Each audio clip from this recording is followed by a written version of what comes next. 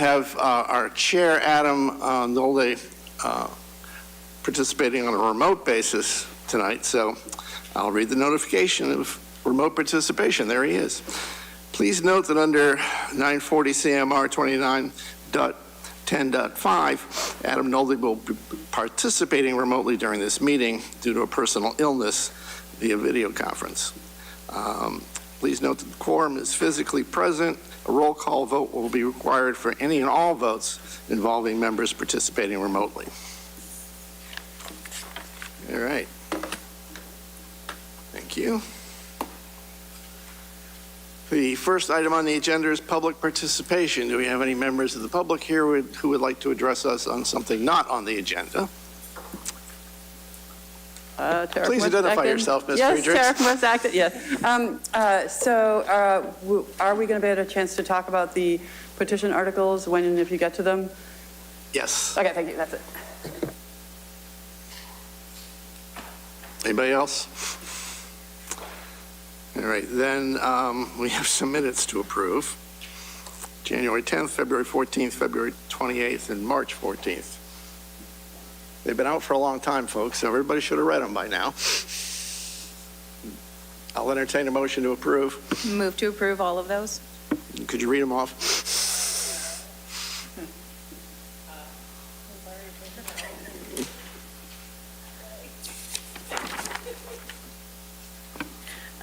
Move to approve the meeting minutes of these January 10th, February 14th, February 28th, and March 14th.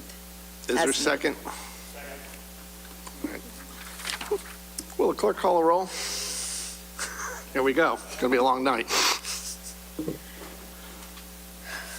All right. Roland. Aye. Scott. Aye. Christine. Aye. Christy, I say aye. Steve. Aye. Isha. Aye. Jason. Aye. Dave says aye. Glenn? Aye. Thank you. Adam. And Jason. Adam. Adam. Aye. Thank you. All right, next item on the agenda is the Middlesex Retirement COLA. Adam, this was your, I guess my first question is, was there a deadline we already missed, or is this still something we need to vote on? Sure, Dave. I'd gladly have somebody who knows what they're talking about talk about it. My understanding is the select board has a deadline of June, and that we're looking for you to weigh in before that, and in time for us to consider it and decide before June. In that case, I'll postpone the discussion till some other meeting.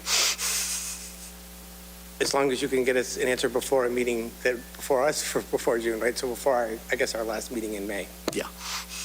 Well, that'll be Adam's problem. We have some articles to vote before we get to Department of Public Works. John, Corey, just bear with us for a bit. Article 7, Acton Boxborough Regional School District, the number that we voted apparently was either incorrect or, but anyway, has been changed. So I will need to have a revote on the motion, and the amount should be $71,669,758. So Christine, if you could do that, and Roland, I believe you were the second, so I would appreciate it if you second. Do we need to withdraw the original one, or can we just move forward with? I think we could just revote it because the number changed. The original one is no longer valid. Move to approve Article 7, Acton Boxborough Regional School District Assessment, to see if the town will raise an appropriate transfer and or appropriate from available funds the sum of $71,669,758, et cetera.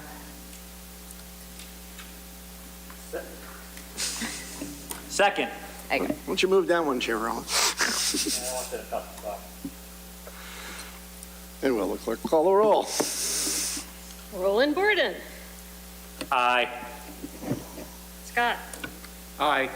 Christine. Aye. Me. Christie, I say aye. Steve. Aye. Isha. Aye. Jason. Aye. Abstain. Abstain. I forgot. Abstain. Second. Do you abstain? I have I know. I know. Dave. to. Aye. Bob. Adam. Aye. Thank you. I'm sorry, that was Article 7? Yes. Okay, we have not voted Article 10, Community Preservation Program appropriations for open space. I see the Select Board has not yet voted it either. Mr. Marandrati, is there an update on when I guess the Select Board? Hi, thanks. John Mangiarotti, Town Manager. The board had a very extensive meeting last night, so they actually deferred further discussions on warrant articles until a special meeting that they've scheduled for Monday at noon. Okay. So I'm happy to provide information about that Article 10 if it's helpful to you, but I don't believe you'll be meeting again after No, that. and this is So our this last is it for you. opportunity. So I'm happy to take questions or address that if it's helpful. Sure, if you can give us 30 seconds. So this article is to approve the funding from the open space set aside for $1,030,000.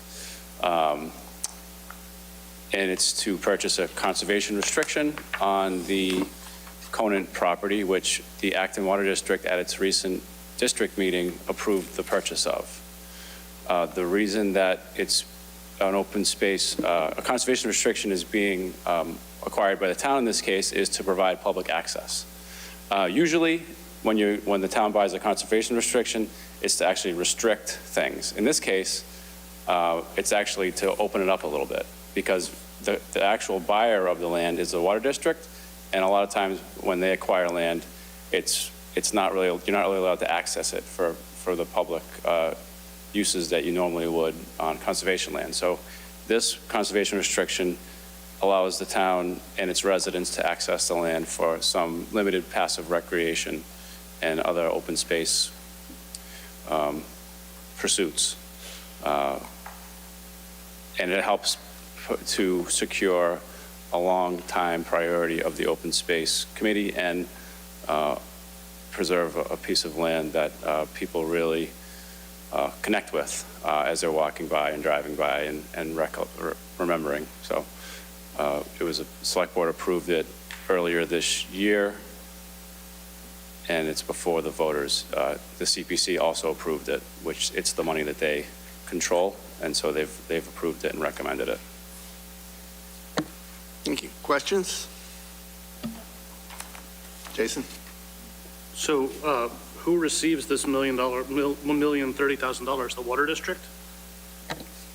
You're so right. The town is acquiring a conservation restriction from the water district. The $30,000 is for us to use to do the monitoring of the conservation restriction over time, which is what we do, and it has costs associated with it.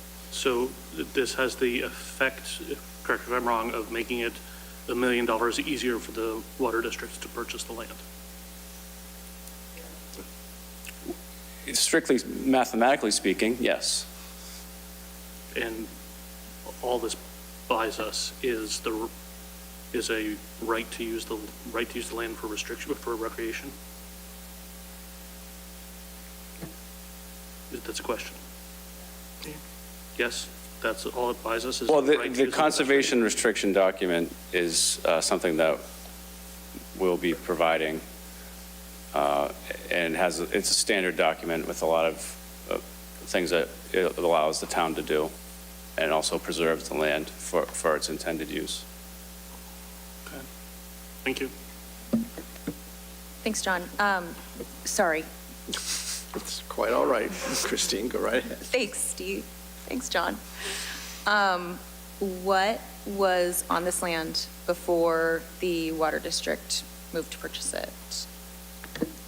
It's, as far as I know, it's undeveloped historically, maybe agricultural a long time ago. But it's the land that's where Brook Street intersects with Main Street, Okay. that open field. Yeah. And then all the land next to it and behind it, leading up to the post office area, post office square area. So did the water district already, they purchased it previously or recently? No, it's being purchased now. Okay. Based on the authorization that they just received in March. Okay. And to the best of your knowledge, has anybody come forward and had any concerns about this purchase, citizens' issues? Possibly. No, I would defer to the select board member Okay. here about Thank you. that, but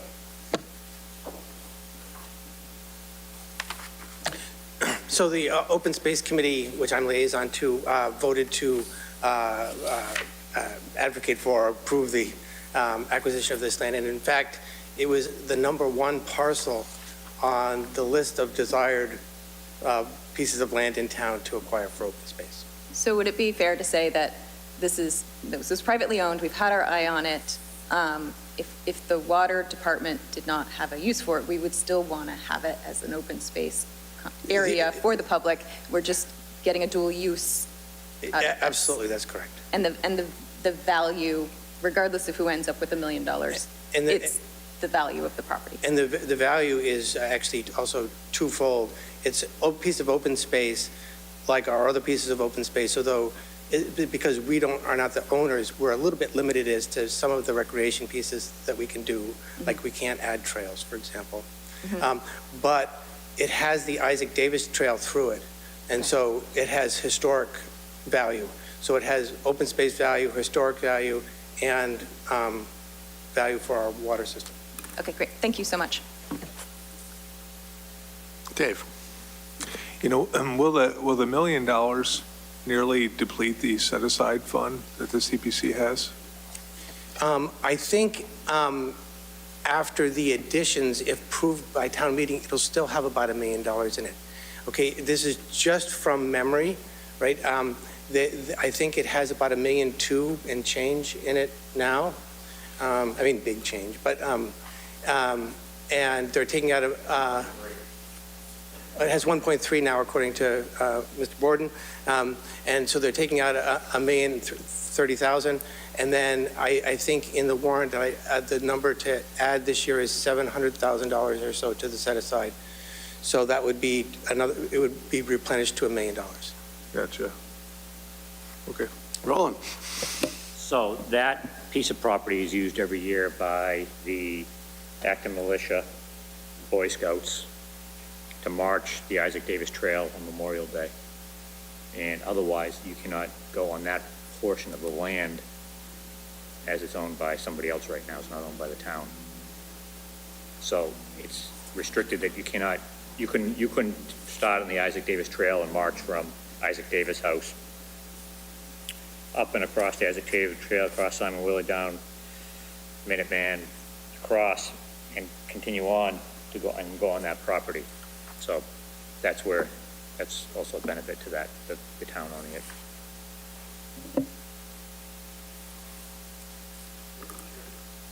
Yes. Just one other kind of interesting note. So in the deed, townspeople are allowed to access this piece of land twice a year, regardless of anything else, even while the Conants owned it, in order to recognize the March of the Minutemen to Concord. And interestingly enough, what we call the Isaac Davis Trail today is really Strawberry Hill Road. It just was not paved, and then trees grew on it. And it's still a scenic road, and so actually you can't go cut down trees there without getting approval from the tree warden and everything else, just like if you wanted to cut down trees along one of our older streets. Thank you. Any other questions? Oh, sure, why not? Just this vote at the Tariff Brothers, I already said before, but okay. at the Water District, the land conservation people packed that place and it voted unanimously. So I suspect this is going to pass anyways, and I hope you recommend it too. Thank you. Roland, motion? So motion to recommend Article number 9, Community Preservation. Well, wait, it was something renumbered? Updated one says Article 9. I'm on the wrong one. Yeah, we did 9. Article 10, we'll go with that one. So motion to approve or recommend Community Preservation Program appropriation for open space set aside and related actions of 549 Main Street, also known as the Conan property. Is there a second? Second. Any further debate? Will the clerk call the roll? Roland, Aye. Steve, Scott. Aye. Christine? Aye. I say aye. Steve? Aye. Isha? Jason? Aye. Dave? Glad? Adam? Aye. Thank you. Okay.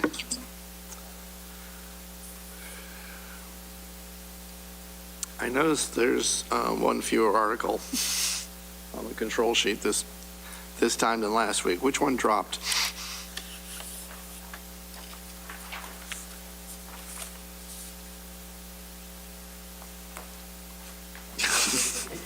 Article, I think depending on the vintage of your list, Article 8 dropped, which was a capital article for the school system, and they decided they didn't need that.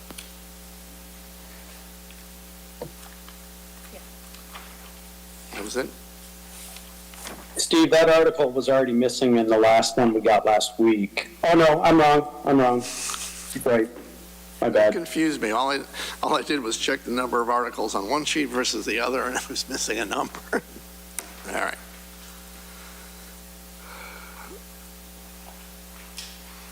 Sorry, Steve. I have Article 8 on the warrant that we were given last week as being the Minuteman Regional School District assessment. Mm-hmm. Which Yes.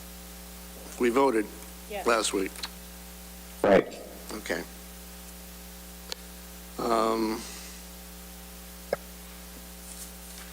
Now I'll go to, where are we going from here? We deferred 1, 5,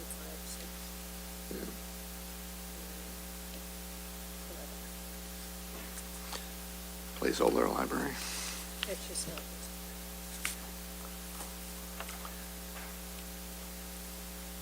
Is Article 11 still just a placeholder? Oh, library.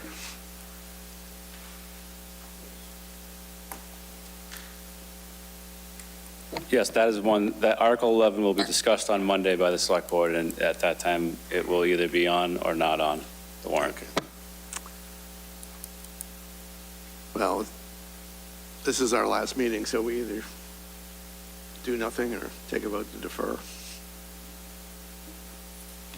Motion to defer Article 11, amend general bylaws, Board of Trustee of the West Acton Citizens Library. Is there a second? Second. All right. Discussion, questions? Yeah, we'll take it up at the pre-meeting. All right, call the roll. Roland, Aye. Scott, Aye. Christine. Aye. I say aye. Steve, Aye. Isha, Aye. Jason, Aye. Dave. Glad. Adam. Aye. Thank you. Question? Sure. Do we actually need to motion and vote to defer articles, or can we just defer them? Usually we vote to do it. In that case, I'd like to make a motion. Well, you're the I move chair. that we defer Article 1 as it's related to Article 11. We're already listed as deferred on that. Yeah. I would like to keep voting to the required minimum because roll call votes are time consuming.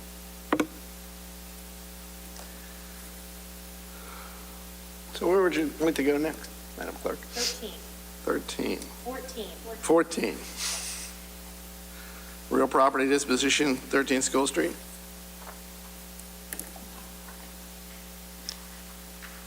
Who had this article assigned to them? Ah.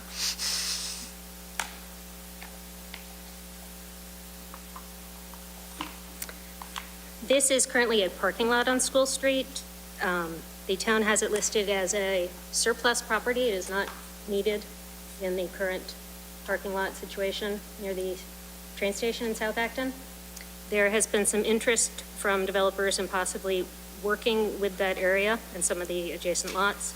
So this is a potential chance for the town to offload this in a way that would help to develop the South Acton area, ideally in encouraging more non-residential work or mixed-use space there. So there isn't a specific bid on the table. This is simply giving the select board the option to sell this if the right deal comes in.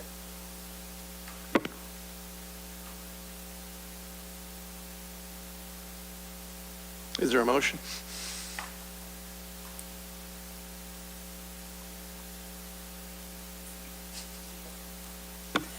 Motion to recommend Article 14, real property disposition, 13 School Street. Is there a second?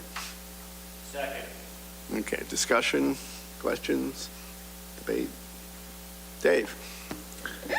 So I'm a commuter on the train rail, and I appreciate that the lot is at 10% capacity, 15% capacity most days. It's just not clear, how that will look 5 years from now. I say that because, there's always been this challenge and this push and pull of parking in South Acton, and obviously now we don't need excess parking, but, it's been a real struggle in South Acton to find lots that can be used for the commuter rail lot over time.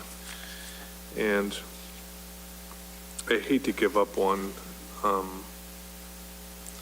without a plan really around it. I'm really just musing out loud. It's okay. Anybody else? Oh, you have Yeah, something more to say? So, just, there's a lot of residential parking, and I have been taking the train, and most days, the lot has maybe 15, 20, 25 cars in it it's probably at 10, 15% capacity. I can't foresee needing all that space now, just again, talking out loud, but this has been one of the solutions, using Jones Field, using the lot, right, the property that was bought right before the pandemic, the Richards property, et cetera. Like I said, it's maybe something to think about with respect to this. I'm not sure actually how I'm going to vote. I like the idea of doing something in South Acton. I'm just, a little skittish about giving up parking. So I'm done. Christine? Yeah, I was going to mention, I wonder if we'll ever be up to full capacity again. We did right before the pandemic acquire that Richards parking lot. And I wonder if 5 years we're not, and we're kind of back to using both of those, the regular commuter lot station plus the Richards parking lot, and will we actually get up to that other lot? I don't know, but it's been slow for a while, and I feel like there's been a fairly decent shift in how people work and commute, and it could all go back, but I don't know. Yeah. Jason? Does this lot potentially have any impact on the MBTA law, the MBTA housing law? Is this something that we could, if we dispose of this now, are we going to wish we'd had it later, or is this something that we can put into that zone set now so as to have an easier time meeting this now mandatory abomination?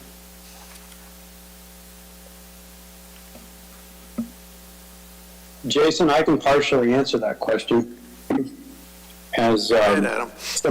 somebody who's on the SAB committee at the moment, which is currently trying to lay out parcels for the 3A compliance. That is a parcel, and the adjacent parcels around it are parcels that could be zoned for 3A compliance.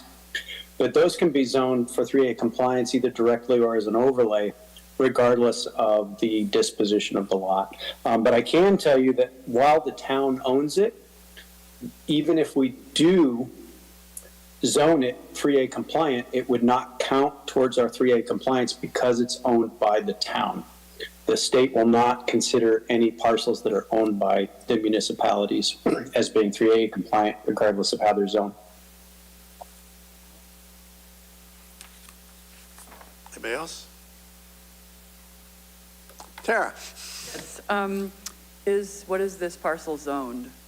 So you do know that that's high-density housing, right? It doesn't require commercial anything. Read the zoning, so be sure before you recommend this. Anyway, thank you.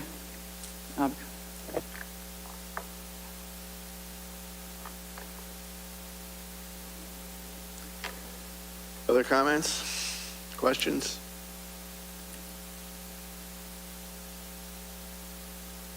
Yes. May I ask Mr. Martin to come up? You may. Mr. Martin, would you come up? Mr. Martin, could you please speak to the zoning? My understanding is that there was some hope that maybe something either mixed use or commercial could be done with this lot, just potentially. Is that allowed under the South Acton Village zoning?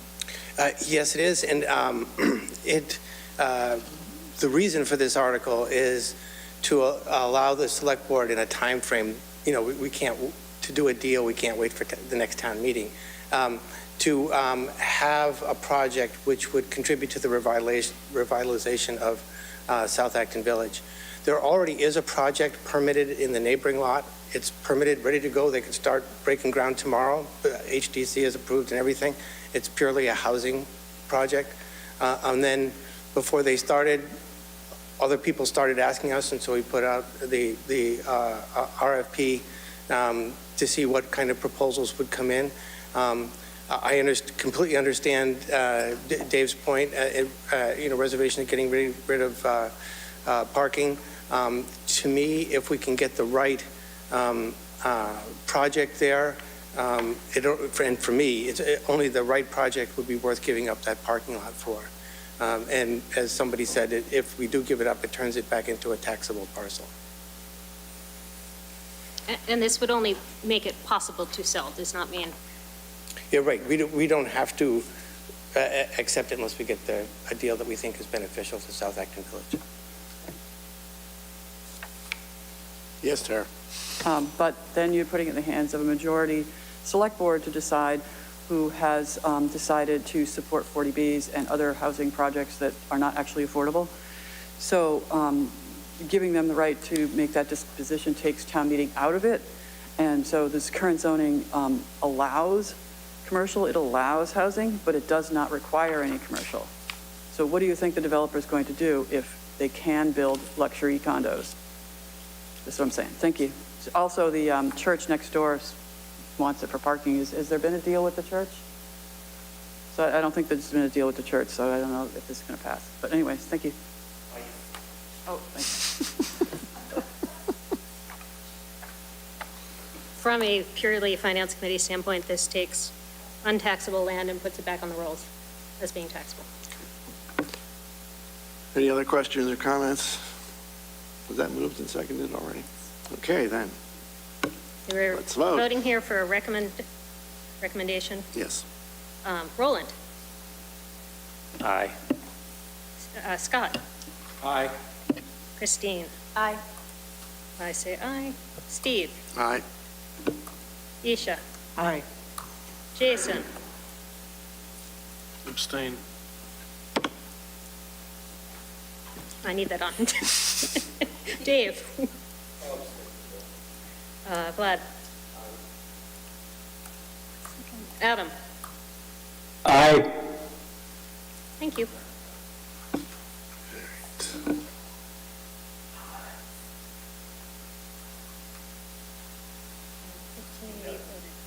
Yeah. So we're up to 16, groundwater protection district.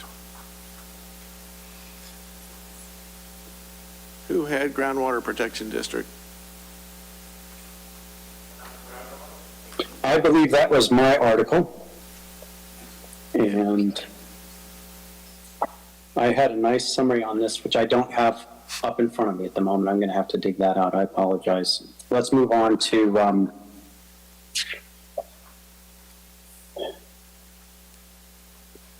Article 17 while I try to dig this up, if you don't mind.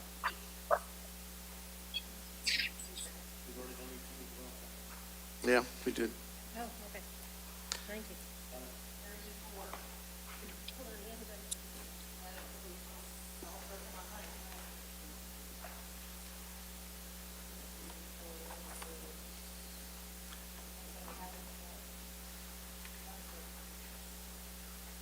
Minimum voting age. I see no vote on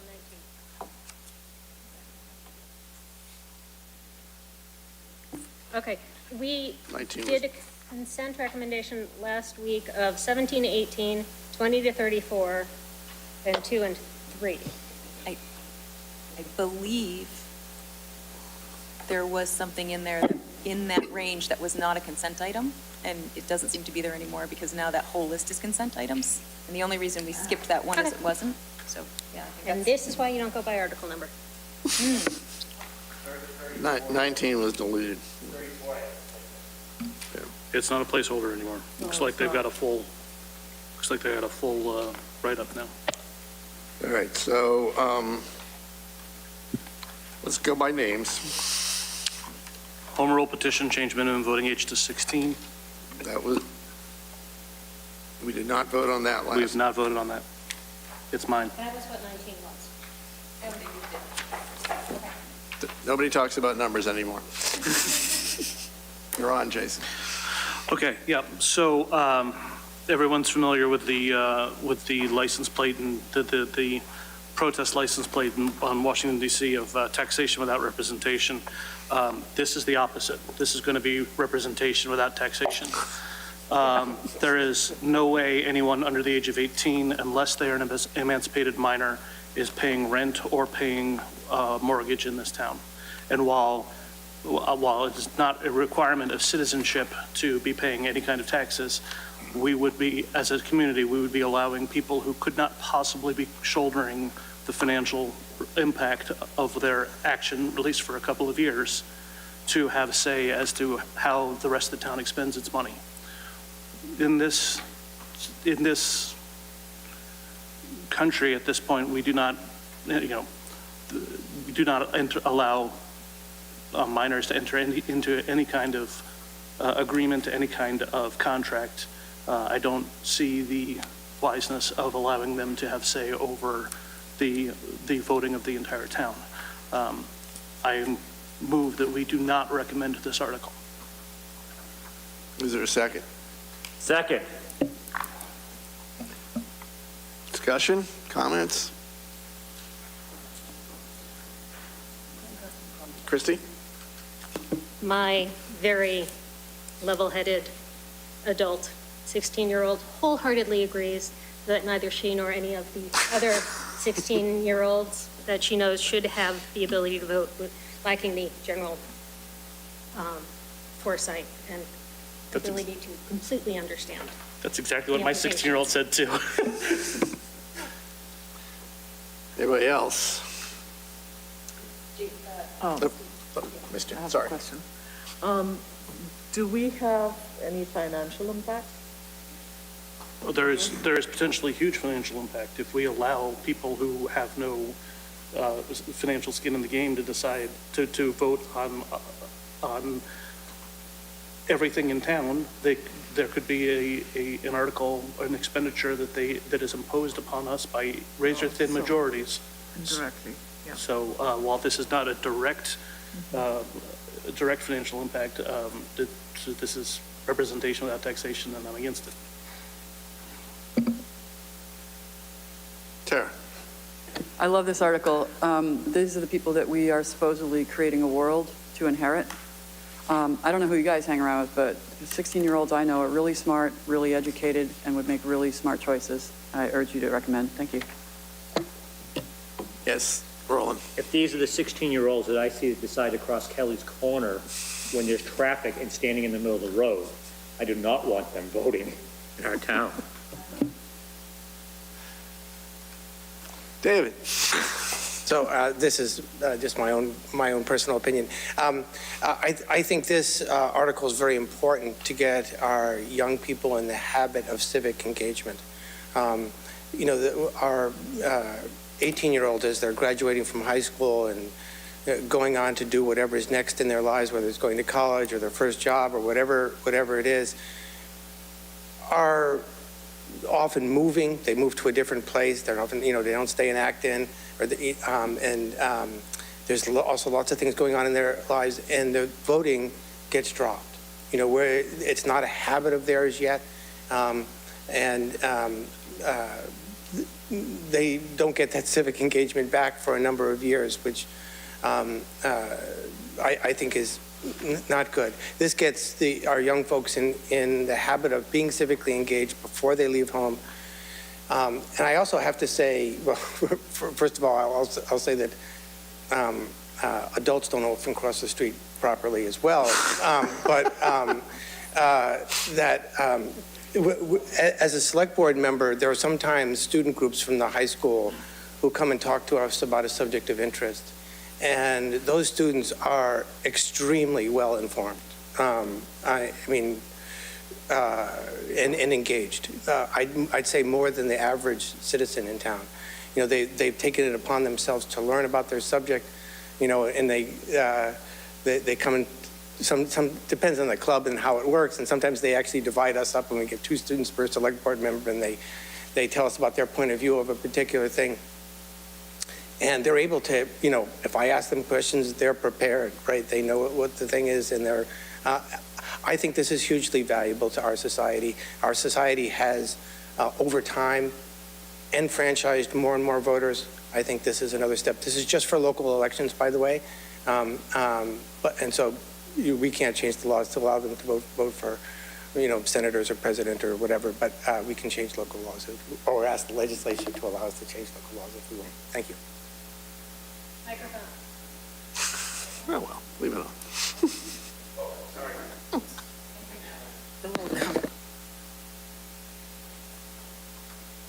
So are we ready to vote?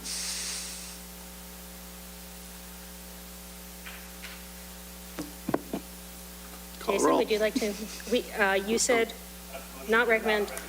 Right. Did you get a second? I'm sorry, who made the second? Thank you. Roland, how do you vote? Aye. This is for not recommend. Correct. Scott? I would agree. Aye. Christine? Nay.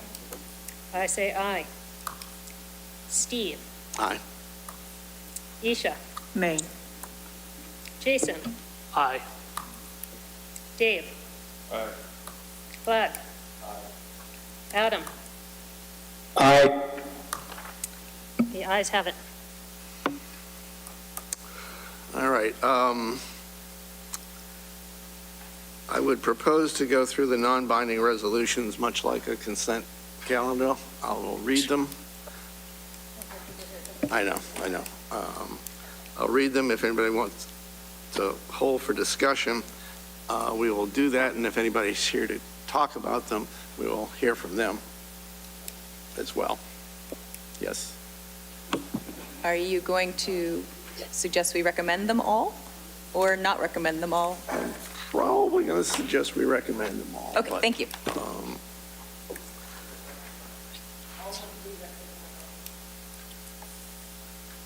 If somebody wants to make that motion, yeah, we're not going to do 46. Okay, move, By my list today, we're going to do 36 through 45 this way. move to recommend Articles 37 through 45 as a whole, and then I will name them and just say hold, or do we do that after? Is there a second? Okay. Second, what about Article 36? 36 is already no recommendation. So it's 37 through 45. Okay. So if you want to hold them for discussion, or if somebody's in the audience that wants to speak to this one, you can yell hold, and we'll go back to that. So, Article 37, Sewer Commission Analysis. Article 38, anti-bias training.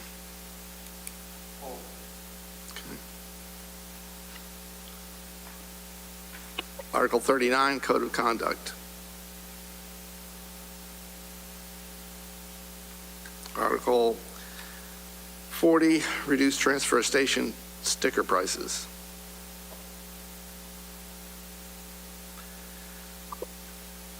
Article 41, Composting facilities at apartment buildings. Hold. Article 42, slow increase in new single-family homes.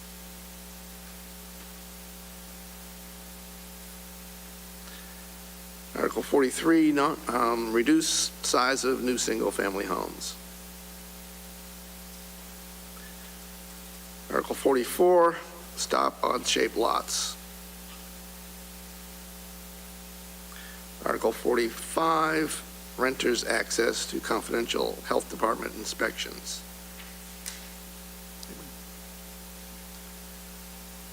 And that's it. So we will vote on everything except Article 38 and Article 41. This is a vote to recommend. All but those two. Yes. Yes. I mean, as opposed to a not recommend or some other. Yes. Roland. Aye. Scott. Aye. Christine. I just want to make sure we skipped any discussion. Oh, what? Was there any? No, good? If you want to discuss, you Okay. should have said hold. Well, still, it's No? He's aye. fine. I say aye. Steve. Aye. Isha. Aye. Jason. Nay. I hate Dave. these things. Bud. Aye. Adam. Aye. All right, thank you. All right, so now we'll go back to Article 38, anti-bias training. Whose article? I was held this. You got it? Okay. I just can't recommend something that is so open-ended. I do appreciate that Ms. Frederick reached out to me and asked what I would vote for, and I did not respond. But this is too open-ended. This could be seen as recommending that everyone sits through a 5-day, 8-hour seminar. This could also be recommending, a 1-hour web-based training that we have to do once a year, like the ethics rules. It's too open-ended, and I can't get on board with anything that's this open-ended. Thank you.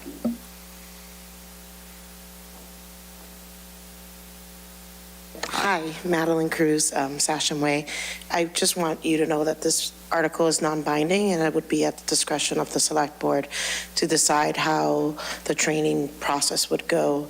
And I just want to remind you all that it's needed. I would have never brought up the idea if it's not needed. The more that we talk to our residents, especially our renters, we realize what a vulnerable position they're put in, how we're ignored, even the color of my skin is affected. People treat me different, and that shouldn't be the case. And every single person that's on a board or committee or works for the town represents the town. So are we going to keep washing money away that could potentially be used for a project or something for a greater need because we're protecting someone that was on a board that said something inappropriate? We have to think about those things too. It's not, in order to make something better, sometimes we have to spend a little bit, but when you're overspending, protecting someone that says something inappropriate because of racism or something else, that becomes an issue that affects every single body in this town, not just the people that own a house. Renters pay taxes too through our rent. So I feel this is important, and it's needed in today's world especially. We need it. We need to let people know that things are unacceptable to say at times. Yes, it's freedom of speech, but you're still representing this town and the people in it, and we have to watch what we say. So I hope that you do recommend it. May I respond? Yes. First, I would like to congratulate you on all the things that you bring and all the engagement that you've made. But again, this is too vague. I still can't tell what you're asking for, and I think it's too open. And I would also like to give as best guidance as I can. Saying it's non-binding doesn't help your cause. Saying it's non-binding is an introduction to be ignored, and I don't think that's correct. I think if you're asking us to take it up at town meeting, it's important enough to not say it's non-binding. The select board does take these seriously. The select board does act. We did have a non-binding item last year that I was against. It carried a town meeting, and it's being executed as we speak. So please don't throw away the good ground you have by saying it's non-binding. And secondly, it's too vague. Are you asking for a web-based training once a year, or are you asking for a 40-hour in-person seminar? Which guidance are you going to give to the select board? I would love for that level of specificity, and I'd be on board. It's just too vague for me. Thank you. Okay, I understand. The reason why I didn't put that in my article is because of the way that I'm treated in this town. And if I would have wrote it a different way, then I would have gotten attacked like I have been already for the 4 articles that I already got. And to avoid that type of animosity, I left it so that even if it's vague, the select board would figure that out at their discretion to see what was more convenient for the town in order to have the anti-bias training. It's not that I wanted it to be a non-binding. I felt that if I made it binding and I wrote it the way that I wrote it, it still would have been an issue, but it would have, I would have been attacked more for it. And that's not what I'm trying to do. I'm trying to just bring peace to everyone that lives here by saying we have an issue, let's acknowledge it, let's make it better, but yet still leave it open for the select board to use their discretion and decide if they want to decide if they want to do it once a year or twice a year, or like you said, a 5-day seminar. That would be at their discretion, and actually, from my understanding, it would be at the discretion also of the finance committee, because at the end of the day, you guys are the ones that decide financially how to structure things for the town. But that's the way it was explained to me. I'm new in this. I wasn't taught, so I'm learning as I go. So I'm asking for patience. Bear with me. Christie. I think this is actually a perfect type of article to have leave to the guidance of the town and the select board. They know what the programs are that are out there. They know what sort of money they have available for it. This would go into a budget that we would generally look at. I would be more concerned if there was a specific program presented, that would be taking it out of the hands of the people who know how to execute these things. To actually make a decision for themselves. So I think this is worded exactly the way it should be, and I appreciate its breadth and vagueness. Other comments? Tara. Okay, yes. So I urge you to recommend this. A couple of people were talking about allowing the select board the discretion to dispose of a property that could be built with high-density luxury condos. And I feel like that was much more fiscal risk than allowing the select board to choose what kind of training. Companies that I deal with personally, when they engage in anti-bias training, their employees are happier, their companies are more profitable. In fact, I just had a meeting with a company that was, their funders, the bank required them to have anti-bias training. So I thought that was really interesting, and I think we should keep up with the times and do this. Thank you so much. No, don't turn up. So I just wanted to say here, I'm not in this statement advocating for or against this. I just wanted to relate what we have started in the recent couple of years doing with the non-binding resolutions is the select board reviews them now kind of formally and decides whether we want to consider them as a goal. And if we do want to consider them in the goal, then they go into our goal planning process meeting. We can't do everything in every year because there's too much stuff to do in any given year. But I just wanted to say that we go through the list, and then once there is a goal, then we work with the town manager to figure out what the structure of the result is going to be. So I just wanted to point that out. Comment? Yes, Isha. So I think in this instance, I think we have to remember that the enemy of good is perfect.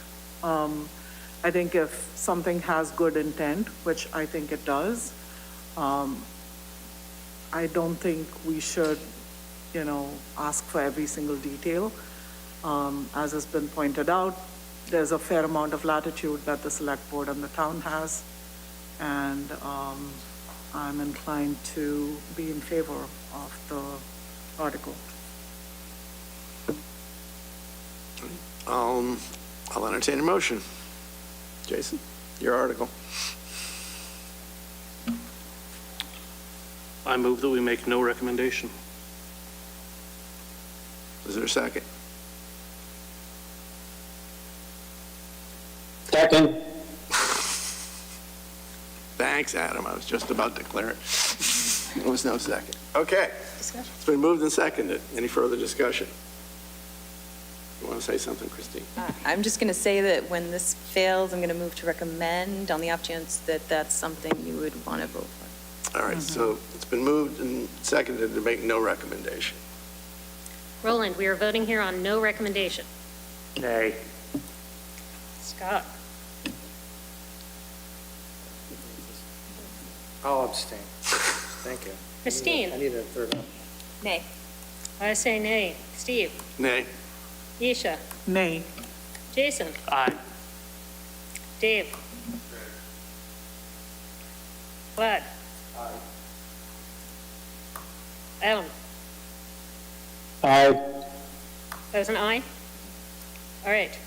That does not pass. Okay. Move to recommend Article 38, anti-bias training. Is there a second? Second. Second, please.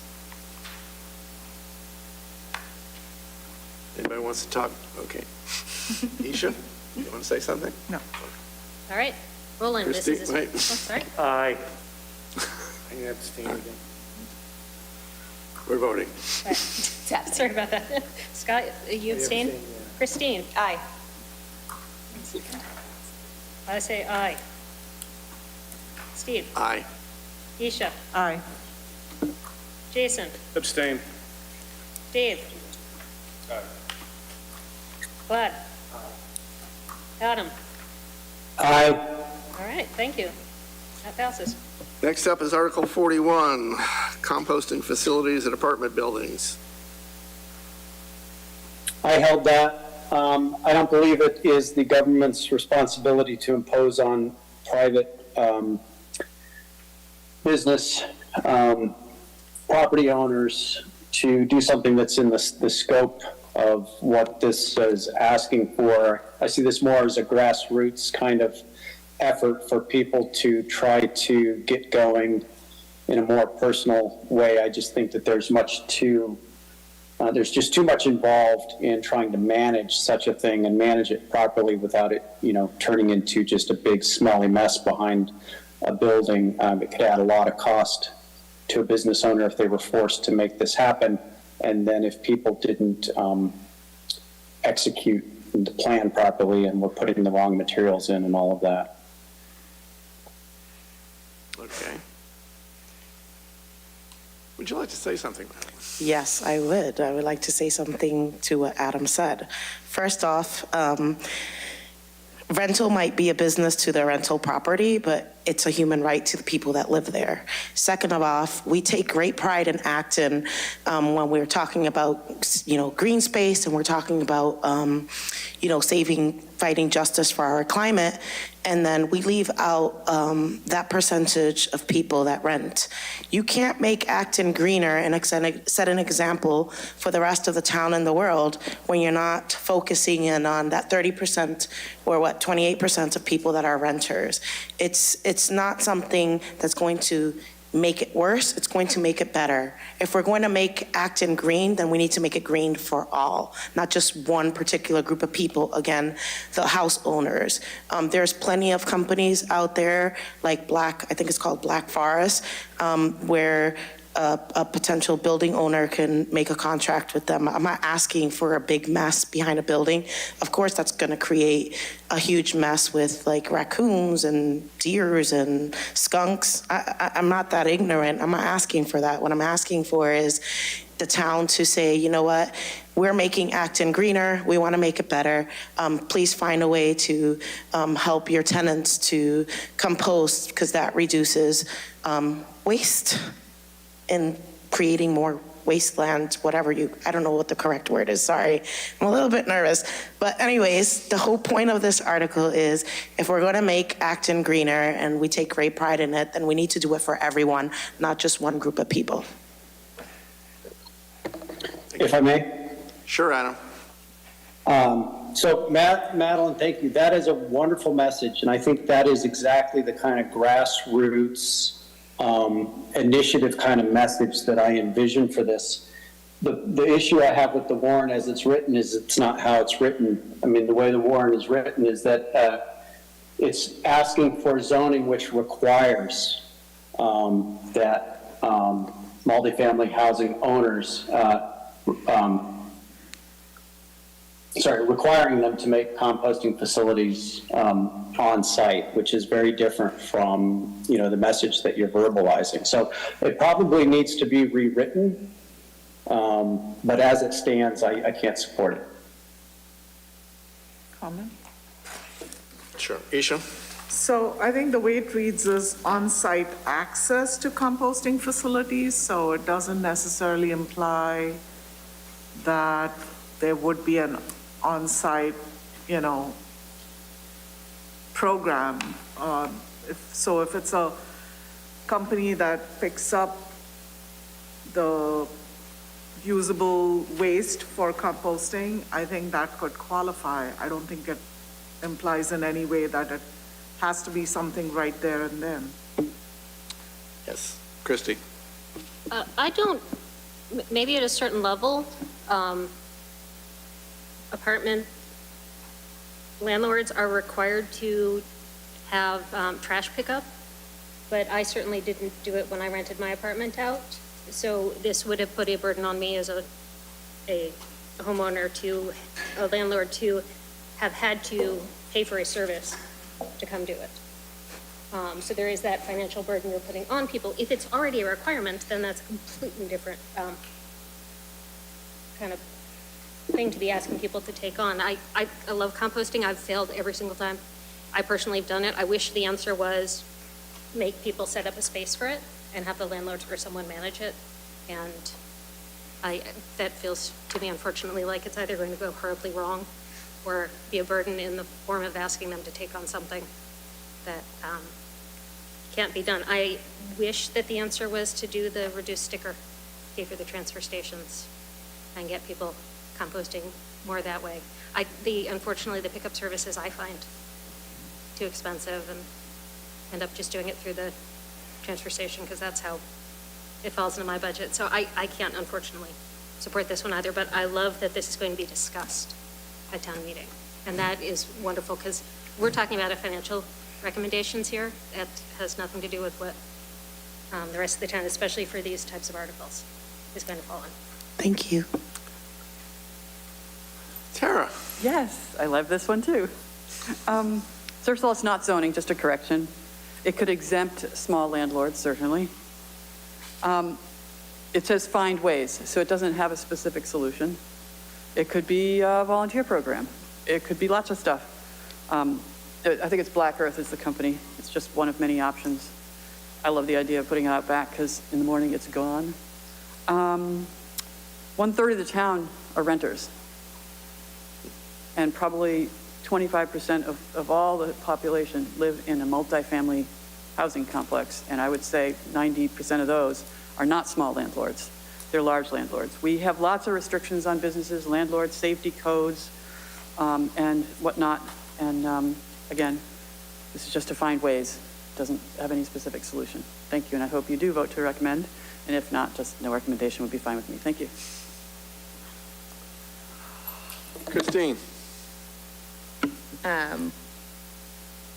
So I use Black Earth composting. I pay for it every month. It's the first time I've ever been successful at composting for longer than a couple of months in the summer. I feel like if we ended up with that solution for apartments, your rent would go up $15 a month, which is what it costs for Black Earth composting to come and pick up. Whereas if we find a way to reduce the sticker price at the transfer station, that might be a more equitable solution. I'm not against, I agree with the green value of composting and putting it forward as an initiative for the town. I just don't feel like this is yet the language that's going to get us there. Adam, do we have a motion? I move to not recommend the non-binding resolution regarding composting facilities at apartment buildings. Is there a second? Any more discussion? All right. Call a roll. Roll on this, a vote to not recommend. Aye. Scott. Christine? Aye. I say aye. Steve? Nay. Isha? Nay. Jason? Aye. Dave? Aye. Vlad? Aye. Adam? Aye. Thank you. Sure. So when you say that it's not recommended town meeting, if you could say it was a mixed vote, thank you.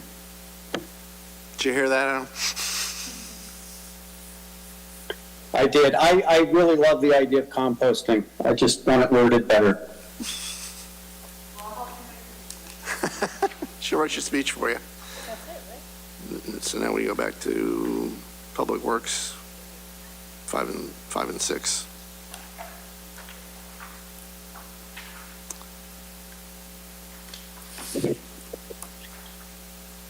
Okay, now we'll take up Articles 5 and 6. John Corey, thank you for bearing with us while we went through the other articles. So next up is Article 5, Public Works, Public Safety, and Public Celebrations. Whose article was that? That's mine. Okay.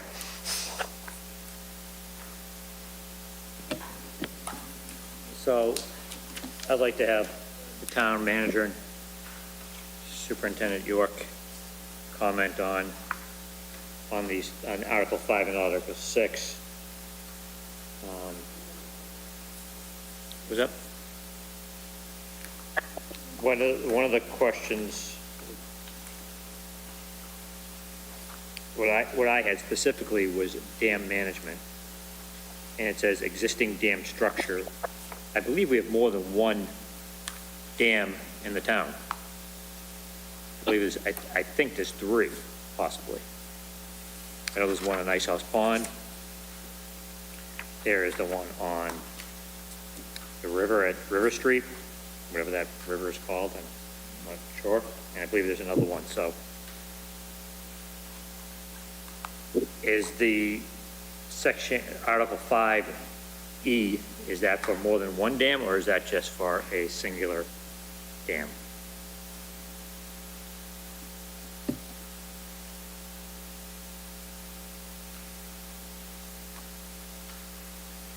It's page 15, if that helps. Thank you. So the dam management program, I believe this is something that we're trying to do every year. We don't want to be caught in a situation where we let one slip away in terms of keeping an eye on it. So This is going to fund the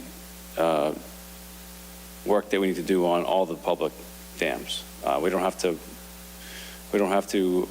do things with private dams, but all the public ones we do. And you named a few, there's probably more than the ones you named as well. So this isn't any one particular dam, it's all of one. And is it a 5-year? There's a certain period of time where you're supposed to inspect all of them, and we just do them all. And so this is just going to continue the work that we do on there. Is there anything more detailed that you wanted to add? Can we sit up here? Sure. All right, thanks.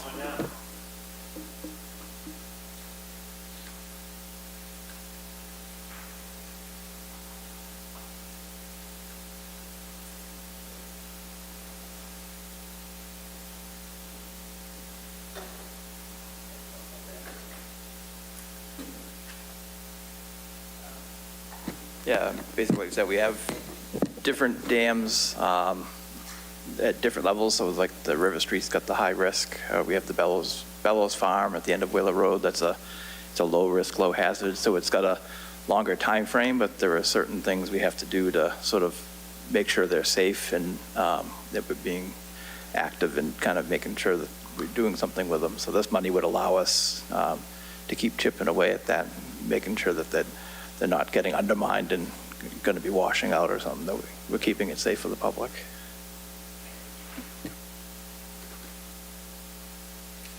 Yes, Christine. Was this also on last year's warrant? Am I remembering that correctly? Yeah, we have, it's in the 10-year plan to do annually. Okay, that's what I thought. So basically, yeah, we're just trying to stay ahead of any issues with the dams and keep inspecting and maintenance and keeping an eye on things. Okay, thank you. Roland. So one other question. 5A, the body camera, police body camera, would that be for all the officers? Yeah, so the goal is to have body cameras be a standard issue for all of the uniformed personnel and the plain clothes to the extent that we can. We're also proposing to include in this rollout dashboard cameras. We're going through all the trouble of the infrastructure, and that's a real good supplemental measure to take to ensure officer and public safety. Because a lot of the expense going forward is all the work that surrounds having these cameras. And so having more data points, we think will benefit the community going forward.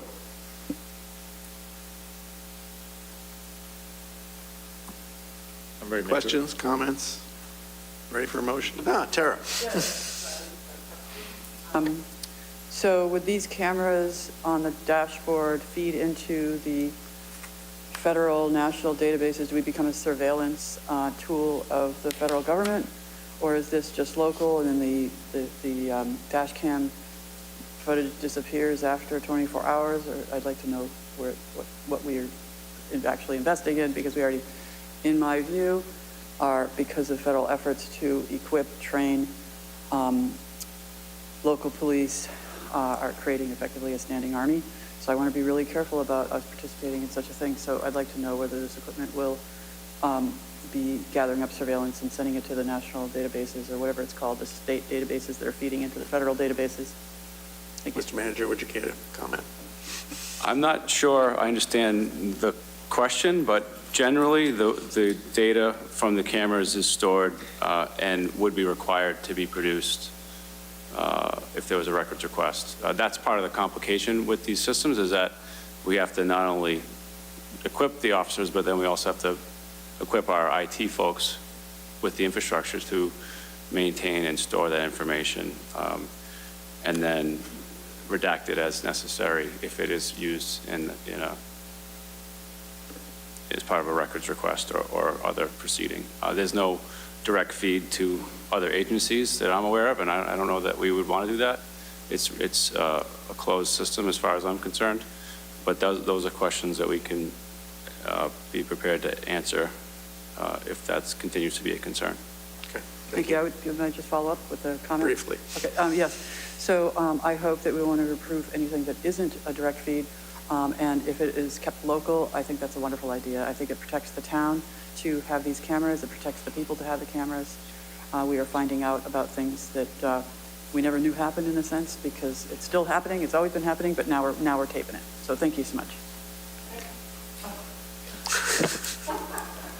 May I have a question? Yes, Isha. So I had a question about the stormwater management. Exactly what does that entail at this point? Sure. Essentially, it's all the storm grates and the drainage you see along the roadways. It's collecting the runoff from the pavement, that treating it, and before it gets out to the discharges to the wetlands. So we have a permit through the EPA as far as our management of it. So we're starting to build upon that to get up to sort of compliance as far as being less reactive and being more proactive. So we clean all the storm grates every year, so we clean out all the material in that. We've been doing some assessment of culverts, getting a handle on conditions, and trying to target replacements. So we're building that program, and money is helping us expand that so we can get a little more going as far as maintaining it, fixing it before something crumbles and we're in a kind of emergency situation. Thank you. Yep. Other questions or comments? Mr. Borden, do you have a motion? I motion to recommend Article number 5, Town Capital Public Works, Public Safety, and Public Celebrations article. Any further questions or discussion? Isha? No? Get your hand on the button. All right. Will the clerk call a roll? We are voting to recommend. Roland? Aye. Scott? Aye. Christine? Aye. I say aye. Steve? Aye. Isha? Aye. Jason? Aye. Dave? Vlad? Aye. Adam? Aye. Thank you. Okay. We'll now move on to Article 6, Town Capital Infrastructure Design and Construction. Mr. Borden. Well, I think from the Finance Committee's point of view that there are still a lot of unanswered questions with the article. Whether really, what does this design encompass? Does it encompass other options? Whether we renovate what we have, add a wing onto what we have, renovate the building that we currently have and don't increase the size of it, or replacement. So I think there's a lot of questions that I, in my own mind, still am not clear of. And I get the tight tank at West Acton Fire Station. So for the part that I'm concerned is the 1.225 million, what we're going to get for that in the long run. You know, yeah, we can all agree that the building is, something has to be done. And the question really is, will this study or this design gain the town a better picture on really what our options are, other than just saying we're going to all of a sudden go for a $38 million public works building? You know, from my understanding is that we're not going to touch the salt shed, we're not going to redesign the transfer station at this point. So I guess that's kind of where I'm on the fence with that, and I want to hear what other members of our esteemed committee have and what their thoughts are, and have the town manager answer any questions that we still have in regards to that. Well, I think maybe first I'll let the town manager try and answer that question, or those questions. Thank you. So this is a project, and I think I actually handed out a revised version of the summary, partly with the intent to answer those questions that were just asked. And so I'll try to go through them. But the Public Works facility that we have now was built in the 60s. It was not built to adequately serve the community at that point. and it certainly does not serve the community at this point, regardless of its condition. Its condition is entirely another matter. It's beyond its useful life. It's in need of repair. It does not contain the safety and health systems minimally required to safely house employees and be a public building in this community. In terms of what the design is intended to do, the town has completed a feasibility study with an engineering company, Weston & Sampson. The town did appoint, through the select board, a resident committee, of which they had representation from this committee. And their charge was to review the feasibility study, to determine if it made sense, and then to make a recommendation to the select board, which it did this October. The recommendation was that the present facility is undersized, inadequate, not in good condition, inappropriate for present requirements. The present site is geographically central to the town and is a good place to have a facility. Adding or renovating the existing facility is not a feasible option for several reasons. One of them is that to properly serve the public works operations, it would need to have additions. Because of where the site, how the site is laid out, there is not space for additions that could be added without encroaching on the neighborhood in ways that we don't want to do. Never mind the fact that the entire building would have to be rebuilt structurally, all the systems, et cetera. It's really not, would not be a good investment to try to restore that building, which was never built to a size that's adequate in the first place. So the recommendation from the study committee was to move forward and to advance the design, which started conceptually with the feasibility study, where they identified the general needs of the operations. Another decision that was recommended by the facility study committee was not to involve the transfer station. So the proposal that's in Article 6 is not to change the transfer station. This proposal focuses solely on the Public Works building and some of the accessory structures around it. The transfer station is something that we would deal with in another avenue, another time. Some of the other questions, are there alternatives? I don't know that there are alternatives that are available to us in terms of the operations that we need to conduct as a town organization with all the roadways and all the stormwater infrastructure that Corey just mentioned that we have to do under EPA mandate. Those take staff and equipment. We do outsource a lot of things. We have 50 trucks probably, or some number like that. Corey can correct me. We also hire contractors to supplement those. When we have a snowstorm, we're using contractors. We outsource some of that work. So we don't even have as many trucks as we use on a snowstorm, for example. We also contract out things like road paving. So we don't have, so I guess the question is there alternatives available? Could we downsize? Could we unload equipment and staffing? And I would say no, not in the near future and probably not in the far future. I think every year Corey asks for more staff and I say no every year. This year we're actually adding a tree person, an arborist, and I think we're always looking at technology and other ways to be more efficient, but in the end we need people and equipment and we need to store them safely and appropriately. And doing a design like this would give the community the opportunity to work through another committee. This would not be a staff-led effort. This would be a building committee, similar to the school had a big building committee, and building committees are a traditional way to build big buildings like this. So I think the next step would be to create this building committee, which I would hope would have a representative from this committee and residents at large, to work on taking the feasibility study, some of the recommendations from the resident committee, and then looking at kind of fine-tuning as we advance the design. Is it 43,000 square feet, or could we do it for 39,000 square feet? You know, those are the things that'll happen in the next phase of design.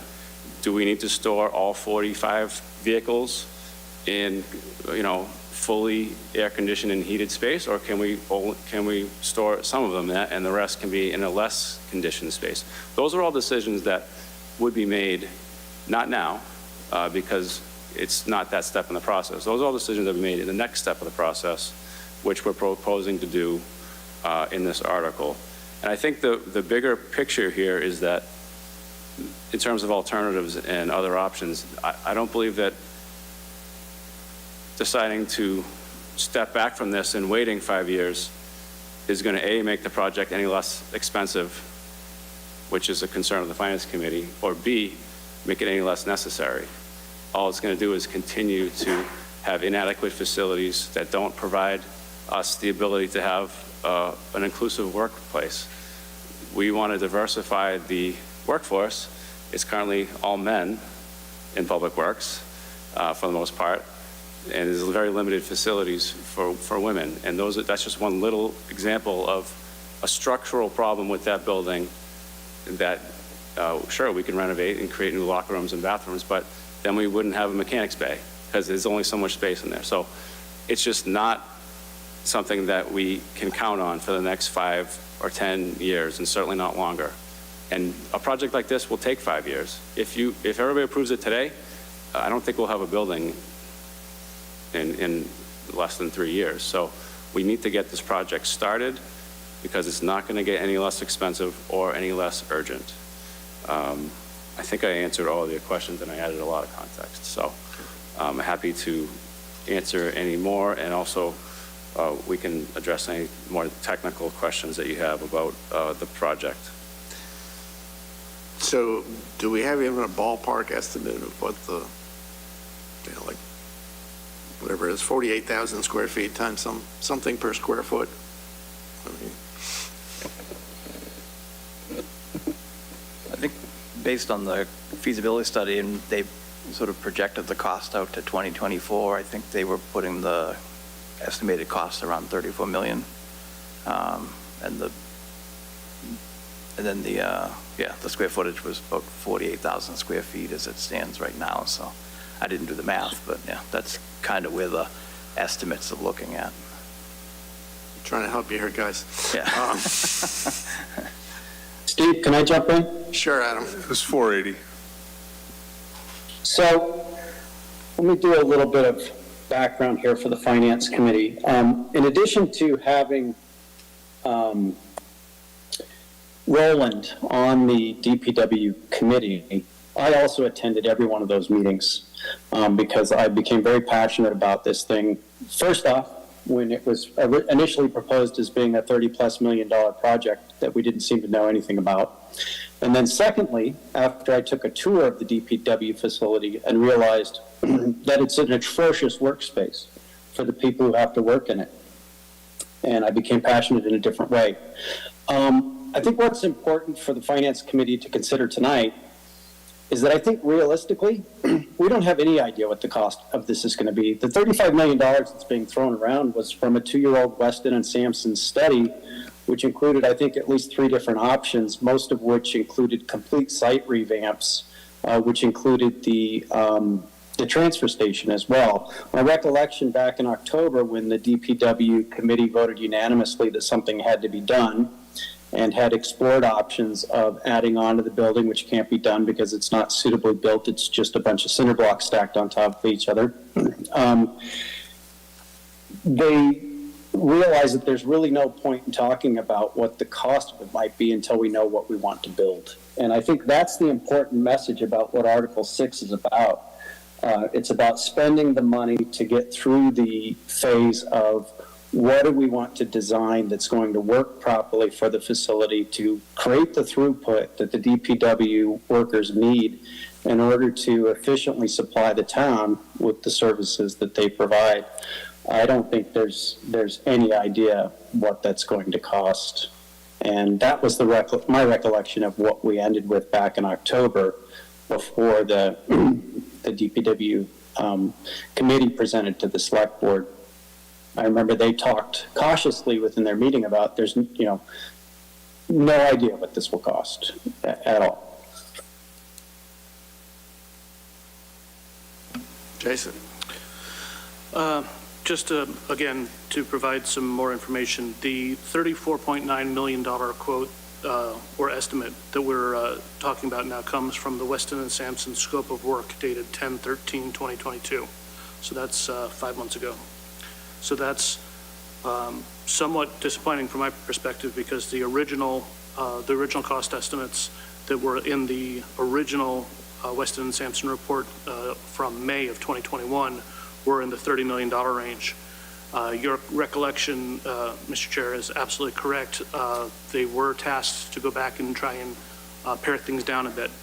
They did, as you just said, they did pull the site work from the transfer station off. There was about $1 million worth of site work for the transportation center,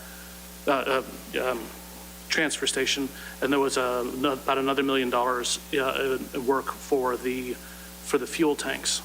So what had been 32 million, if you take out the $2 million that have already been either shelved or approved, because we already recommended doing the fuel works, we were left with $30 million.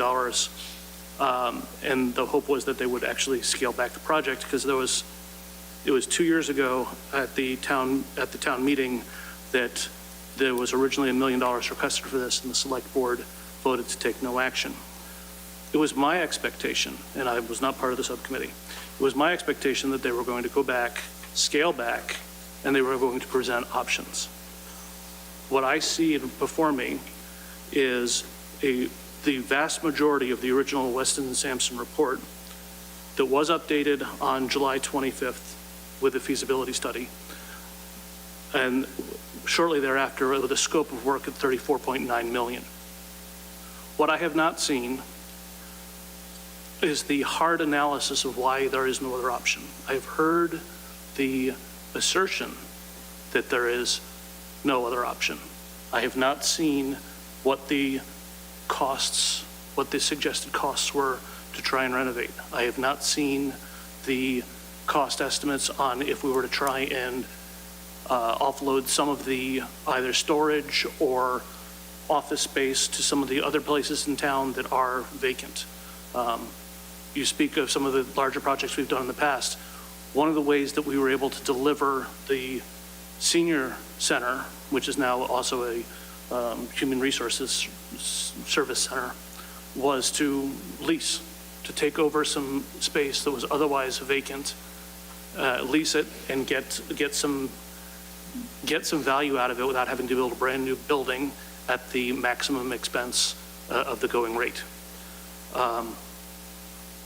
Personally, I am disappointed that we have not seen what these options were. I've seen assertions that this has to be done, but I've not seen fact. I've not seen the numbers, and therefore I'm uncomfortable. Secondly, this is going to be a very expensive building. In the Weston and Sampson report, one of the caveats that they carve out in the scope of work, they carve out that there's going to be no problems with hazardous materials or environmental space. This is a former dump. This is also a DPW building that's been working on vehicles for a better part of 50 years. There is no way there is going to be zero risk in the environmental side of this. This is not a $35 million project. It has just been stated that we have no idea how expensive this project's going to be. What I would hate to have happen is I would hate for us to spend $1.2 million, come back and have a project that then fails at town meeting because it's too expensive. So rather than do this, I would much prefer that what we discuss at town meeting is, what do we want? Do we really want another building here to the tune of $35+ million? Is this I went on the tour. The building is unpleasant. I'll stipulate that, no problem. But is it an absolute need that we make this change? Because we already have multiple projects in town. We're still coming off of our short-term, even though we are retiring the debt from the public safety facility in the high school, we did just take on debt for the new twin school and for the fire station. I don't want to spend this kind of money for a building when we already have something that is, while absolutely stipulated, is not at peak efficiency. I don't see that this is a need, and I would much prefer that rather than spend $1 million to get to a 60% schematic where there is already clearly something in mind, because that scope of work is written with a specific building in mind. I would much prefer we have a open conversation at town meeting, and this was what I said, I believe was on budget Saturday on a Thursday, which everyone in the room, which many people in the room were here for. So at this point, I cannot recommend this kind of money, because I do not want it to turn around and to have it say, well, you approved the $1.2 million for the 60% schematic. That's implicit approval for a $35+ million project. So that's a lot of words. I apologize. Thank you for your time, but I will not be voting to recommend this. David? It's called Budget Thursday, if it's on a Thursday. Thanks for the time. And, just for the Finance Committee's benefit, I have the 21 report. And it did have the 32.1 million total project cost. Just bear with me really quick, but the actual building construction cost was 15.6, which included about $1 million, et cetera, for the transfer station. There was some equipment, which is about $700,000, and then, it really quickly went to sort of the site development and specialized site work, in addition to escalations, design contingencies, et cetera, et cetera. So the raw building itself in this estimate was, in the 15 million sort of ballpark, but it does, once you get to the soft cost, et cetera, et cetera, et cetera, it does sort of escalate pretty quickly. And, maybe a couple questions for Corey and maybe the town managers. I've been on the site tours too, and, you can certainly see the need of the building, and the layout is, far from optimal. There's a lot of talk about efficiency. What sort of efficiency savings or like equipment vehicle maintenance savings, do you have any sort of sense at what those would be? I mean, can the equipment be used more effectively where maybe, you don't need to hire as much, for example? Is the equipment life, could it be elongated by 5 years? I'm just kind of throwing these out there, but maybe they're possible offsets, because I generally share Jason's concerns. I mean, the sticker price at 34, 35 and growing, it's a big number, and I won't speak for everyone, but I'm certainly sympathetic to the layout there in the building and all the sort of hodgepodge and everything else that's been put there. But I also don't want, my view is that shouldn't be interpreted as a blank check of, and I'm not saying you're saying this, but these reports, the numbers are escalating, and they're big numbers. They are 500 a square foot for 48,000 square foot area. And all due respect, and I don't mean this with a negative connotation, but it is heavily garage-based. It's heavily equipment storage-based. It's not like luxury housing or something else that could be 500 a square foot. So the numbers are just eye-poppingly large. And so my first question was, are there efficiencies? Is it, hey, we had planned to hire 5 or 8 more heads over the next 10 years, and we only need 2. Is the equipment life longer? I mean, just those sorts of things. Have you thought through any of that?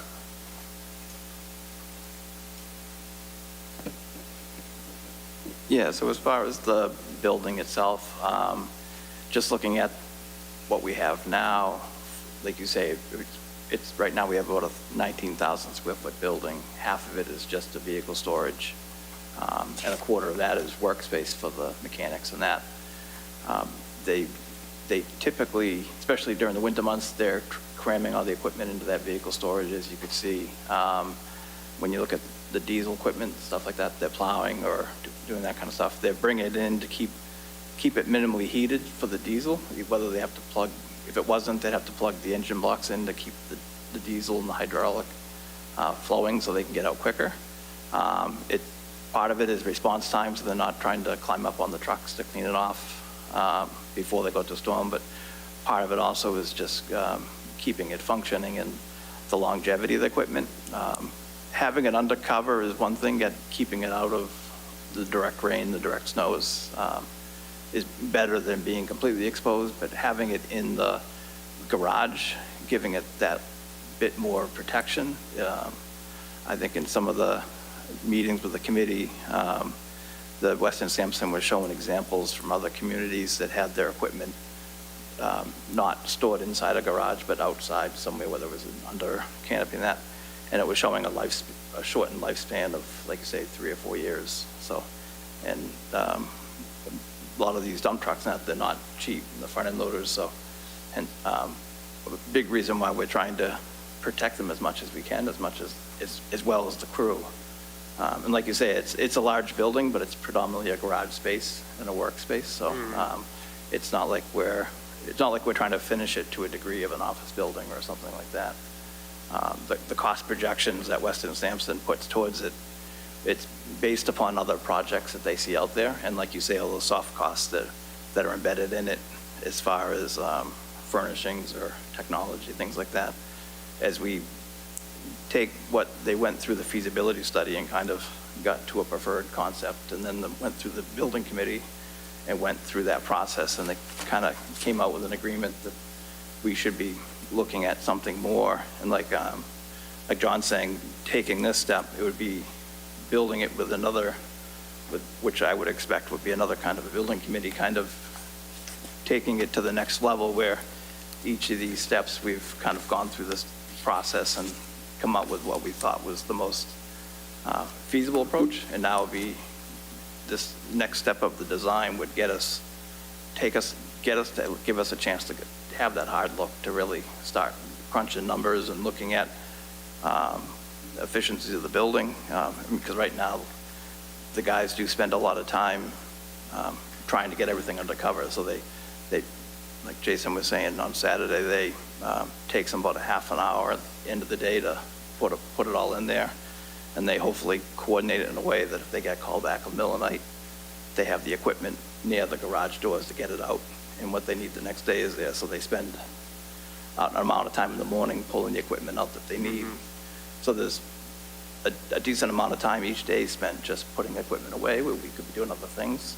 So I think there's efficiencies like that that would be greatly improved if we weren't trying to sort of jam it all in to what we have right now.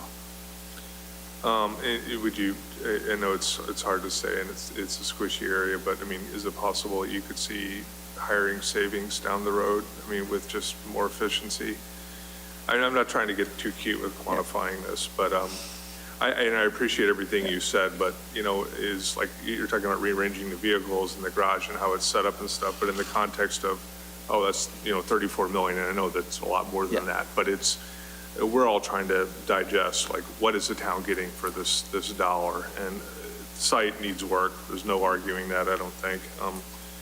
It's just, how can we quantify it? How can we get comfortable with it? And I did want to say, the comparable communities that was listed in the original 21 report, they sort of came out to an average cost per square foot of 490 versus this building, which I think was 480 or so in this estimate, and changed a little bit since then. But I'm curious, and maybe this is more a question for John, is or the consultants, is there more background material on these comparables? And I ask because when the town approved the new Minuteman school, on a price per square foot basis, it was in line with 3 or 4 communities that had vocational schools, which are just more expensive per square foot.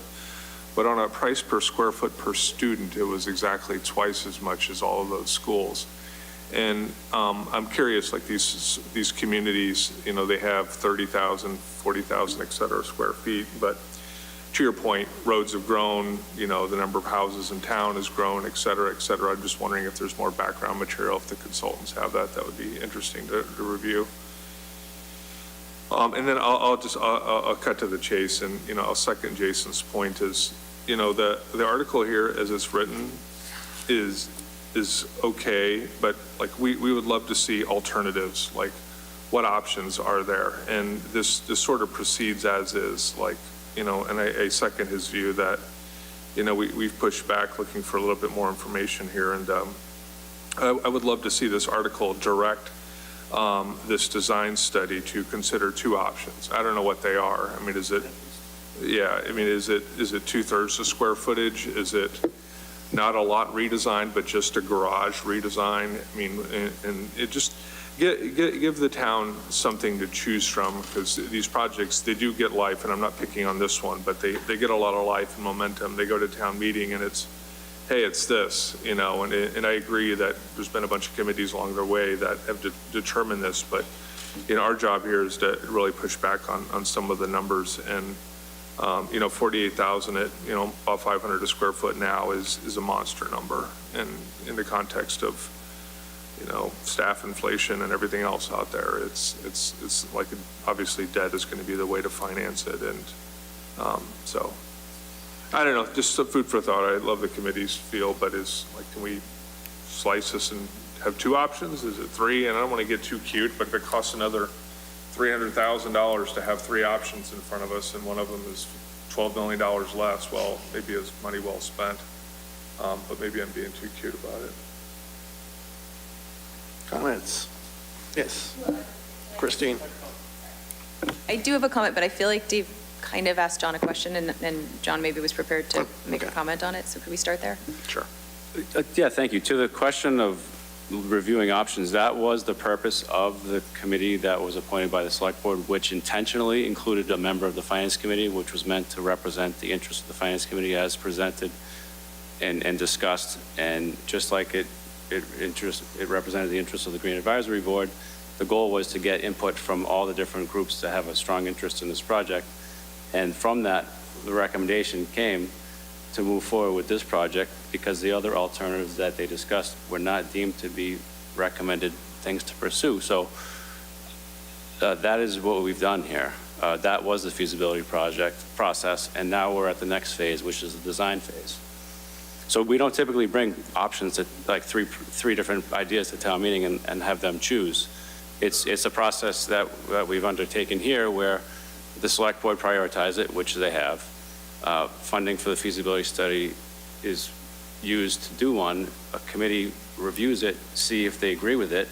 If it left that committee and they said, no, we need to look at leasing space, which frankly I don't think is a feasible option here, and I don't know that it would be any less expensive than what we're talking about here to begin with. But at that point, the options were discussed, and this was the recommendation from that body to the Select Board, which was presented to you in December or thereabouts.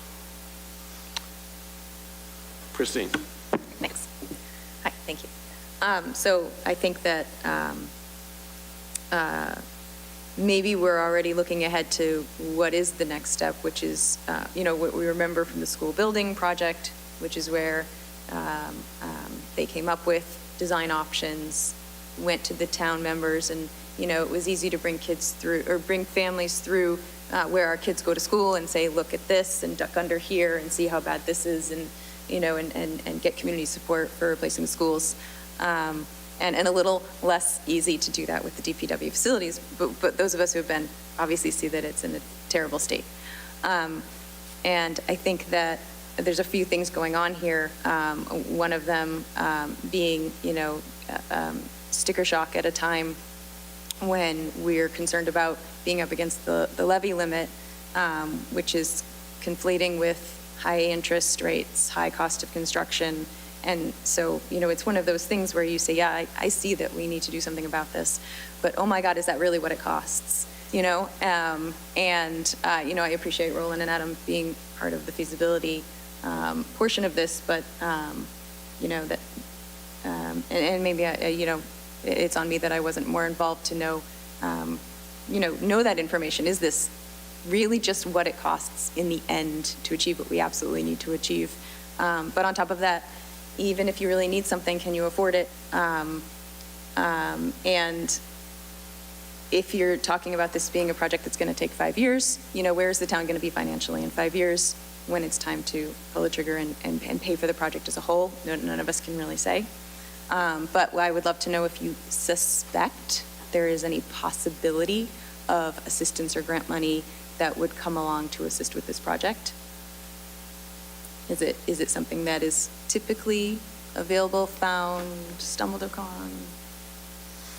Well, we're very aggressive in looking for other funding sources, and we would do that here.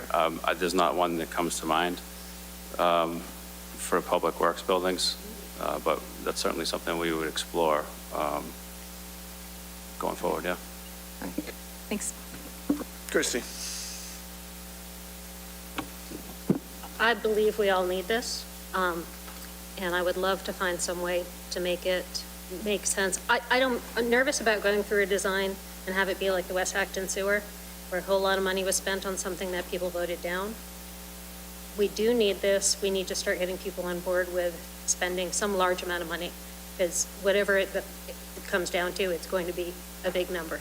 If you can get us numbers showing just basic equipment and trucks having the benefit of 2 or 3 more years, I know my cars get killed just parked outside. That's at least a quantifiable amount that we can look at and say, okay, that offsets having the building saves us this much money over time. That at least makes it, I think, a little easier to sell both internally, but to get towards being able to get it to people out there. The other big fear I have is just interest rates. Right now, we're looking at a big building. We got incredible rates when we did the school. And unfortunately, even more so, people are feeling a pinch now. So any things that we can do to make it so people really understand what it needs to is to why we really need this, because it's not sexy. It's not kids. People sending their kids to a school they know is a good one. But I think the tour was a wonderful way to get that going. So balancing out selling it to people as something we need with also being really open about how you're keeping it to be an appropriate level. That this isn't some, I don't think you're going for an extravagant DPW building. But keeping it in front of people that this is how much needs to be spent. That, because it's easy to look at a big number and not have a lot of trust behind it. And we know everyone got shocked when we heard the first number around it. So anything can be done that can maintain the trust across all of the different parties that this really is why the number's there, rather than just presenting a number at the end. I think will make it much easier for the finance committee and everyone else to get on board with. Tisha. So I acknowledge that I didn't know all sides of this discussion, but I've been listening to everyone's comments. A couple of things occurred to me. One is that I don't believe that the interest rate environment is going to be as favorable as it was for the school, anytime soon. If it happens in 5 years, we'd be lucky, but I don't really even want to bank on that. Secondly, it's a little bit of a conundrum because we are balking at the price of this project, but my sense is that the longer we put it off, the more expensive it gets. Not in the least because of inflation, but, interest rates, what have you. So I don't know that there's a solution, but it just, brings to bear a lot of questions more than answers. Jason. Isha, I definitely agree with you that with escalation, et cetera, putting things off does end up costing more. That said, building a new building at the highest possible union rates of the prevailing Boston wages is always the most expensive way of doing something. The town manager asserted that he didn't think that leasing space would save any money. He might be right, but until we do that analysis, until we actually do that investigation, we don't know if there's savings to be had or not. And I am not comfortable committing $35+ million without having done the homework first. But building a new building as a municipality where you have to put out what you're willing to spend on the project so that it always comes in at that cost or more is the most expensive way of doing anything. I don't see that we've done our homework and proven that this is the most cost-effective way of getting done what we need done. So I fully acknowledge that Actually, if interest rates are back where they were when you did the school, that's probably a bad sign. That's probably, we're back in some bad financial state. And I don't, we're never going to see 2.153 again on a 30-year note. It's just not going to happen. So I agree with you that interest rates are probably not going to get any better, and escalation's probably not going to get any better. But I don't believe we've done our homework, and I don't believe we've identified enough of a need to explain why we're going to spend the most expensive amount of money to build a new building. When we have a building, as inefficient and unpleasant as it has been functional for 50 years. Scott, anything you want to say? Microphone. I will say that I'm probably the most removed from this, but I was thinking along the lines of team members here of finding ways of offsetting costs, and I'm sure you've already analyzed this, and I just don't know it. But did you look at like solar panels and try to make it like if you build the building, then try to make it like it sounds like a massive building, so I'm assuming that if you solar paneled it, you could get more, electricity storage. You might be able to offset the cost there, so you'd have savings on the wear down of the machinery. You would have maybe an energy neutral building as another savings. So you asked me if I had anything, I was thinking if that was what I was thinking, but I'm sure you already looked at that, but I just don't know. Yeah. Vlad, comments?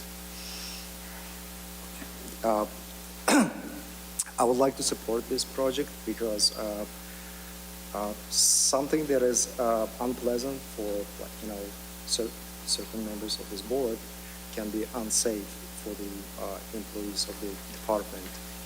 And just be careful with the final number, because if it's like too low, construction companies tend to find shortcuts that can eventually backfire and defeat the purpose of having a new building. So as far as I know, as a former DPW employee in Northern Acton, so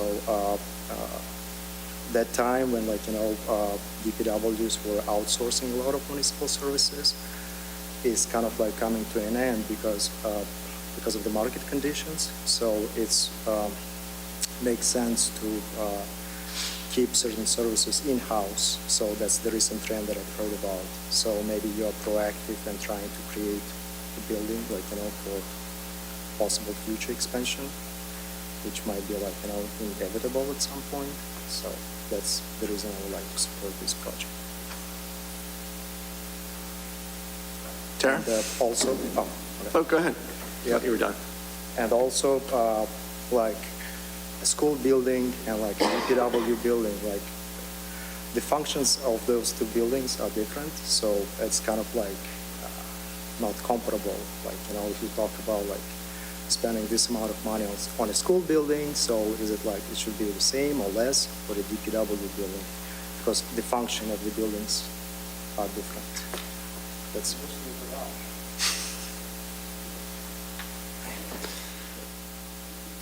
Okay, Tara. Thank you so much. So I share these concerns, and I would hate to get to the end of the analysis and find out again, because I found out after the school analysis has been done, that all the analysis about the costs were done by companies that specialize in new building. That there was never a request by a company that specializes in rehab. I also feel like we spend a lot of money on paying people to do things that companies, I thought, would propose for free. So I share Jason's concerns, and then again, I am concerned about safety and the other issues that staff have raised, that if we do approve this, that we approve this with the understanding that part of that goes to some effort to find out what a rehab company would do, especially in this market where a lot of companies are anxious to get work. So I would ask for that recommendation if this passes. Thanks. David? Thank you. So the current building is way beyond not operating at peak efficiency. It's completely inadequate and dangerous. We ask our DPW to do stuff all over town that affects every one of us. Plow the streets in front of our houses, make sure the stormwater is right. They even set up the chairs at town meeting, right? They do things all over town that touch all of us. And yet they don't have a building adequate to do their job. And that's just, to me, fundamentally unfair. The current building also is dangerous, right? The air quality in the building is bad due to inadequate ventilation design in the building. The building's currently overrun by mice. There are mouse traps next to the chairs where the guys sleep between plowing runs during storms. There are significant synergies in having the DPW department co-located. Crews can talk to the mechanics when they get back about a problem with a piece of equipment. Crews can also collaborate with the town engineer on optimizing a design that may be in progress for a sidewalk or something like that. So it's good to have everybody in one place.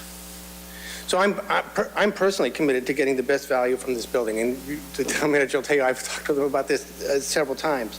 But it doesn't make sense to construct a building that's inadequate from the start when we expect it to last 60 years. The town meeting, someone, I think it was Jason maybe, talked about, bringing multiple options to town meeting. Town meeting can't brainstorm, and it's even difficult for a large democratic body to choose from multiple options. Town meeting is really good at saying yes or no, or left or right, or something like that. But we can't expect a room full of 400 or 500 people to brainstorm. The detailed options in this, like they were for the school, would be handled by a building committee, right? And we know that we went through a number of detail issues after the initial feasibility things that were done for the school. Multiple groups have looked at this and said that the current building, renovating the existing building is just not possible, right? It's cracked in places. It's completely inadequate. You can't insulate it the way it needs to be done. It's just, if you were talking about a renovation, you're talking about taking it to the ground and building it back up again. Anyway, I think we need to take a step forward with this and set up a process that it's going to get us the best value we can. Thank you. Tara. Thank you. Just one last comment relative to town meeting choosing different options. They did that with pay-as-you-throw. And I believe that David is proposing that for Article 1, where there's going to be anybody's going to be able to nominate themselves instead of the traditional way for the select board to put forth the nominations that these Citizens Library trustees put forward, the 3 names. Instead, it's going to be it's going to be a shit show. I hate to say that, but it's going to be all these people are coming forward, and there's going to be campaigning. There's got to be. People are going to have to make statements for themselves. So I believe that if town meeting can do that, they certainly can decide on a 30 or a 40 or a $10 million building. Thank you. Adam, you got anything you wanted to add?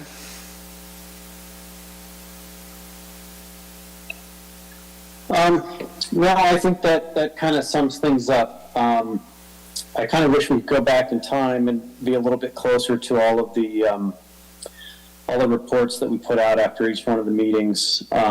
I feel like everyone, including myself, have lost a lot of the context and knowledge that was gained along the way. I feel like back in October when the DPW committee concluded, I thought things were pretty clear, but it certainly seems today that it's maybe not as clear with the finance committee. But I absolutely support the idea of taking this to a design phase so that we can then go out and get quotes and see what it's really going to cost. All right. Roland, do you have a motion? So I motion that for Article number 6, Town Capital Infrastructure Design and Construction, that we recommend the article. Is there a second? I'll second. Further discussion? Each. So I think I'm just concerned that whatever we decide on the DPW stuff is also going to impact the next part of that article. So, okay. Oh, do you? All right.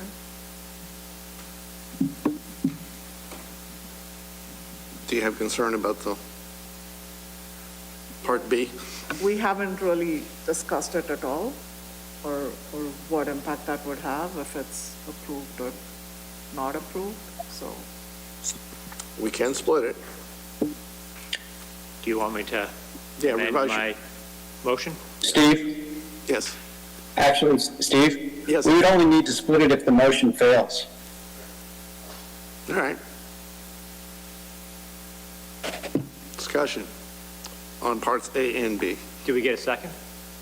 Yes. Okay. Yes. I would like to point out that this is still going to a new building committee, similar to how this school had a school building committee. Well, I believe this is aiming for a 60% design, so we'll come out with a significant head towards a final design on this. This is not, the report that went out is not the final design that's going to happen. This is going to be decided on and discussed multiple steps by a member from here and other members of the town. Mr. Chairman? Yes. That's actually part of my reason for being so uncomfortable with this. They had a idea in mind in May of '21. We said it was too much money. They came back with, well, we'll just take out the transfer station part, and we're going to keep the building. And it hasn't changed. In fact, it just went up with escalation costs. And then 4 days before the final recommendation came out, a scope of work was sent out by WNS on 10/13, which I only just saw this weekend. They're marching towards a building. They've got something in mind.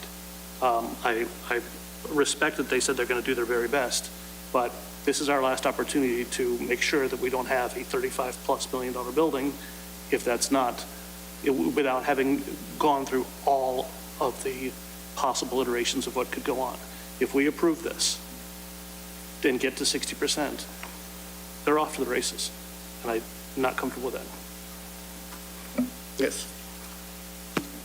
What got us to this point was a feasibility committee, was a committee of people sitting and looking at the options and deciding that this was the best option. This wasn't the option chosen by the town manager and Mr. York there.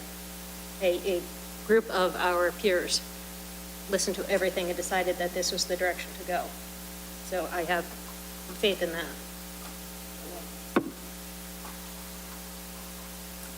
Other comments?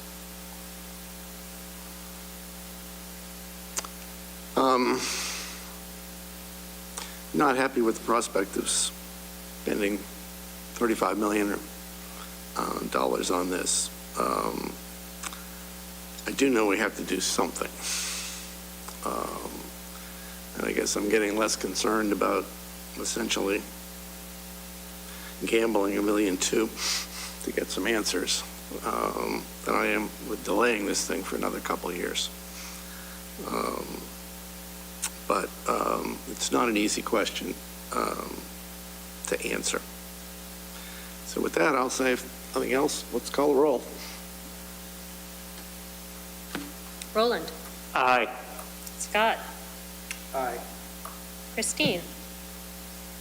Aye. I say aye. Steve. Aye. Isha. Abstain. Jason. Nay. Dave. Aye. Vlad. Aye. Adam. Aye. That overwhelmingly passes. Okay. You tell me. Take a moment. Thank you. Thank you. Thanks, John and Corey.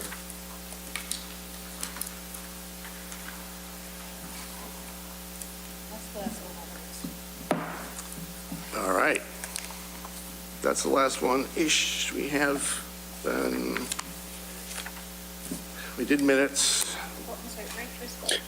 Steve, I still have my zoning articles. What zoning articles are those?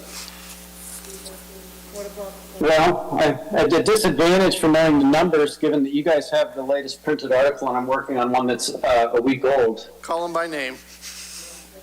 So I've got, I think, the amend zoning bylaw groundwater protection district.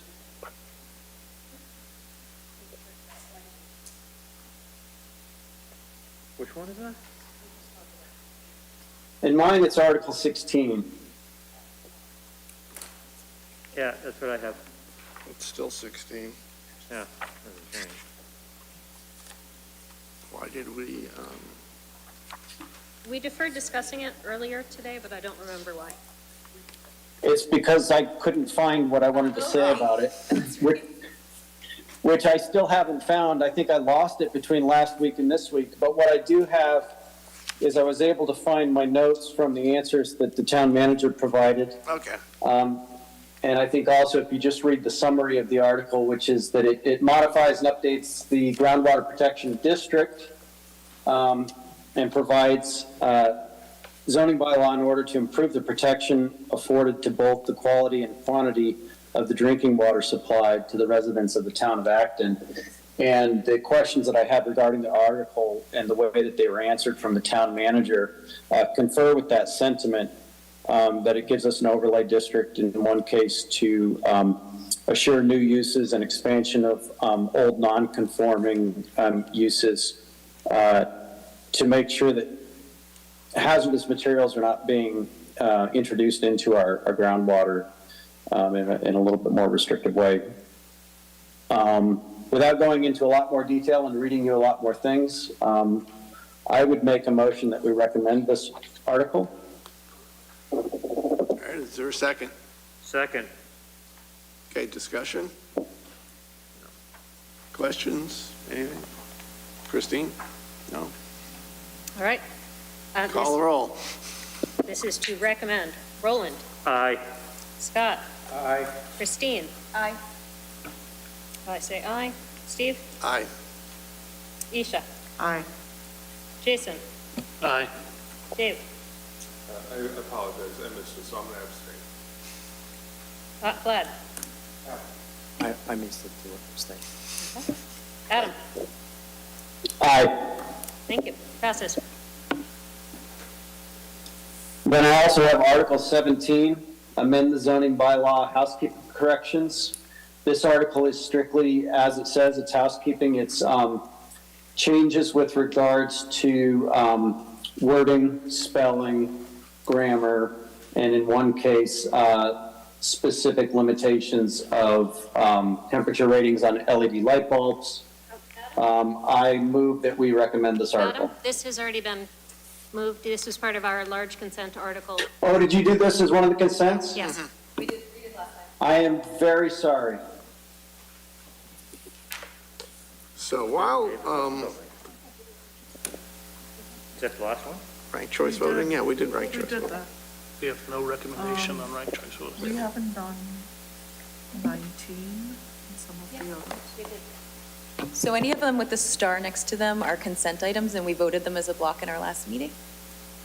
Oh, that's right. And I didn't have time to write them all down separately. I apologize. I wrote them down in one place. So we'll give the clerk a moment to check the records. If anybody have a liaison report they would like to make?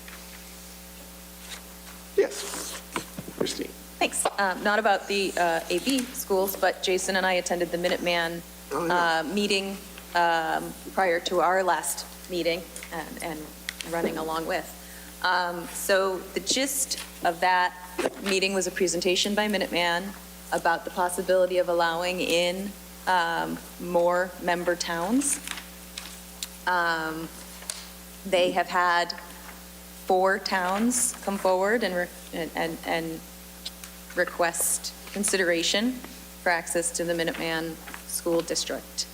The potential buy-in, if we were to allow a member town, would be about $2.4 million, which would be a 1/10 share that they would be asked to pay, I believe, over the course of 3 years.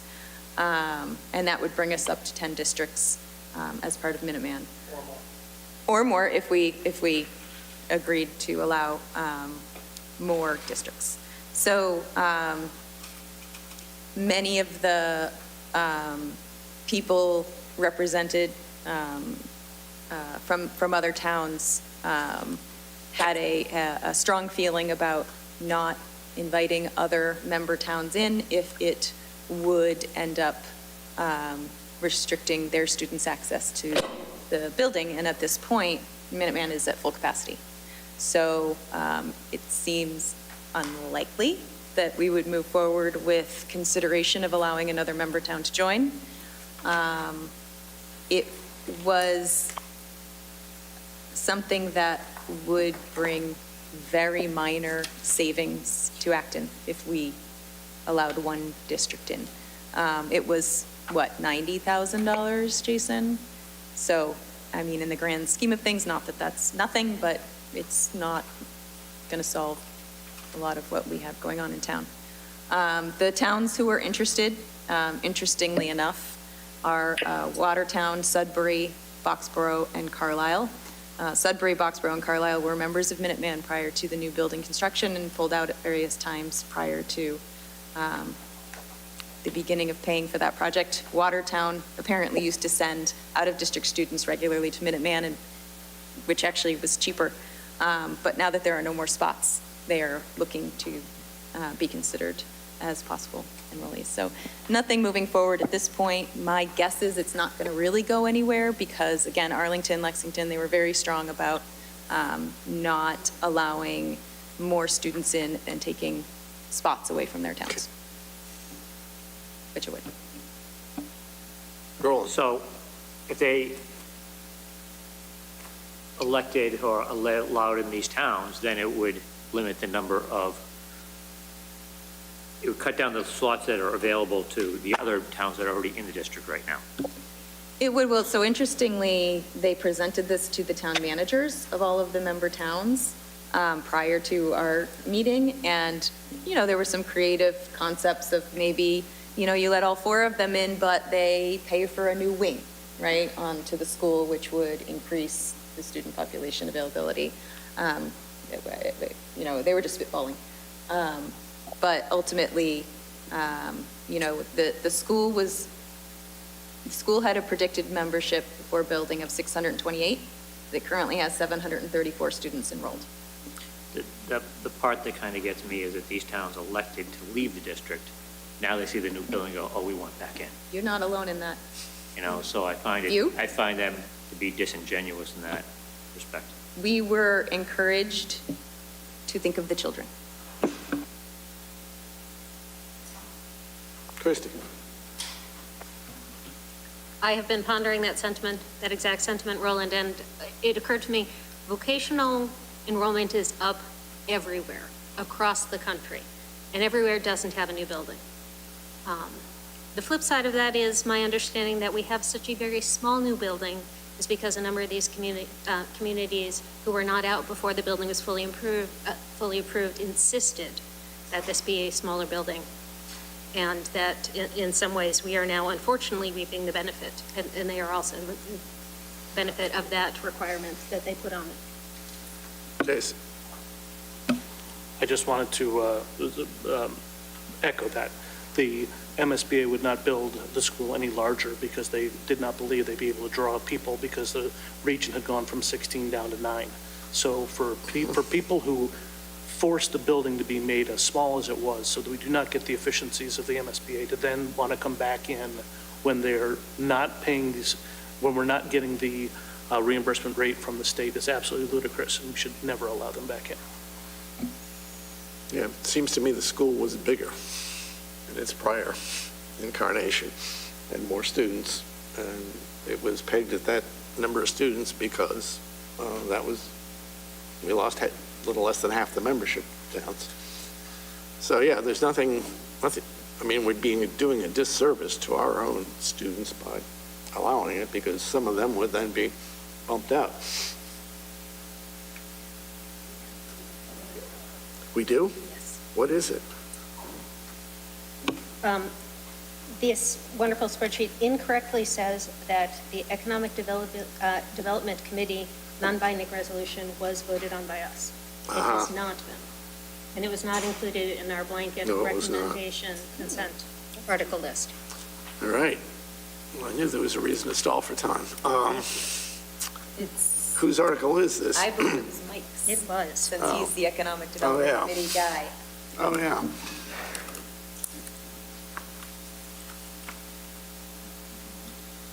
This is my last slot on my spreadsheet. Cool. I'm happy to make a motion. Please. I move that we recommend the non-binding resolution Economic Development Committee. Is there a second? Second. Is there any discussion? Yes? I mean, By all Mike, means. the only thing that I kind of have some sort of concern about is that it, move to support the Acton 2020 planning goals, when I firmly believe we need a more forward-thinking planning goal, but that's not enough to make me not support this. Okay. Anybody else? I'm not inclined to support it because I feel that this, again, this is kind of an underlying agenda that I'm not necessarily on board with, and I'm not interested in it. Other comments? Isha? Can you expound on the underlying agenda? Yeah, no, I feel like every time the Economic Development Committee comes forward, the first thing that they say is they want to expand the sewers. And so I think that this is a backdoor way of saying that they want cover to be able to say we want to expand the sewers. So I'm not interested in that. All right. Been moved and seconded to recommend. Call roll, please. Isha? All right, this is a motion to recommend. How do you vote? Roland? Aye. Scott? Christine? Aye. I say aye. Steve? Aye. Isha? Abstain. Jason? Nay. Dave is not here. Vlad? Aye. Adam? Aye. Thank you. Yeah. We already did that. At the end of last meeting, or after Franny's presentation at the last meeting, we voted for article. Not recommend.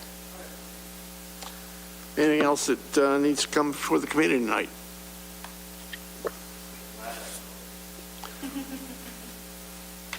Glad it's the duty of the newest member to move to adjourn. Move to adjourn. Microphone, please. I move to adjourn. All in, God, call a roll. Adam. This is Adam's fault. Please hold on a second. Who seconded? It was a tie Roland. with Roland and Jason. Roland gets Roland's been the seconding seconder all night. credit for today. I moved a couple too, so. All right, sounds Roland, good. how do you vote on the motion to adjourn? Aye. Scott? Aye. Christine? Aye. I say aye. All right, Pastor. Steve? Aye. Isha? Aye. Jason? Aye. Vlad? Aye. Adam? Well, since I'm the last one to vote, before I vote, It's a non-debatable I'd like motion. Just vote. But we won't hang up on you after you vote aye. actually, I would like to please ask if somebody could bring me a copy of all the papers we were given before the meeting tonight. And I vote aye to adjourn. We are adjourned. Night, Adam. Feel better.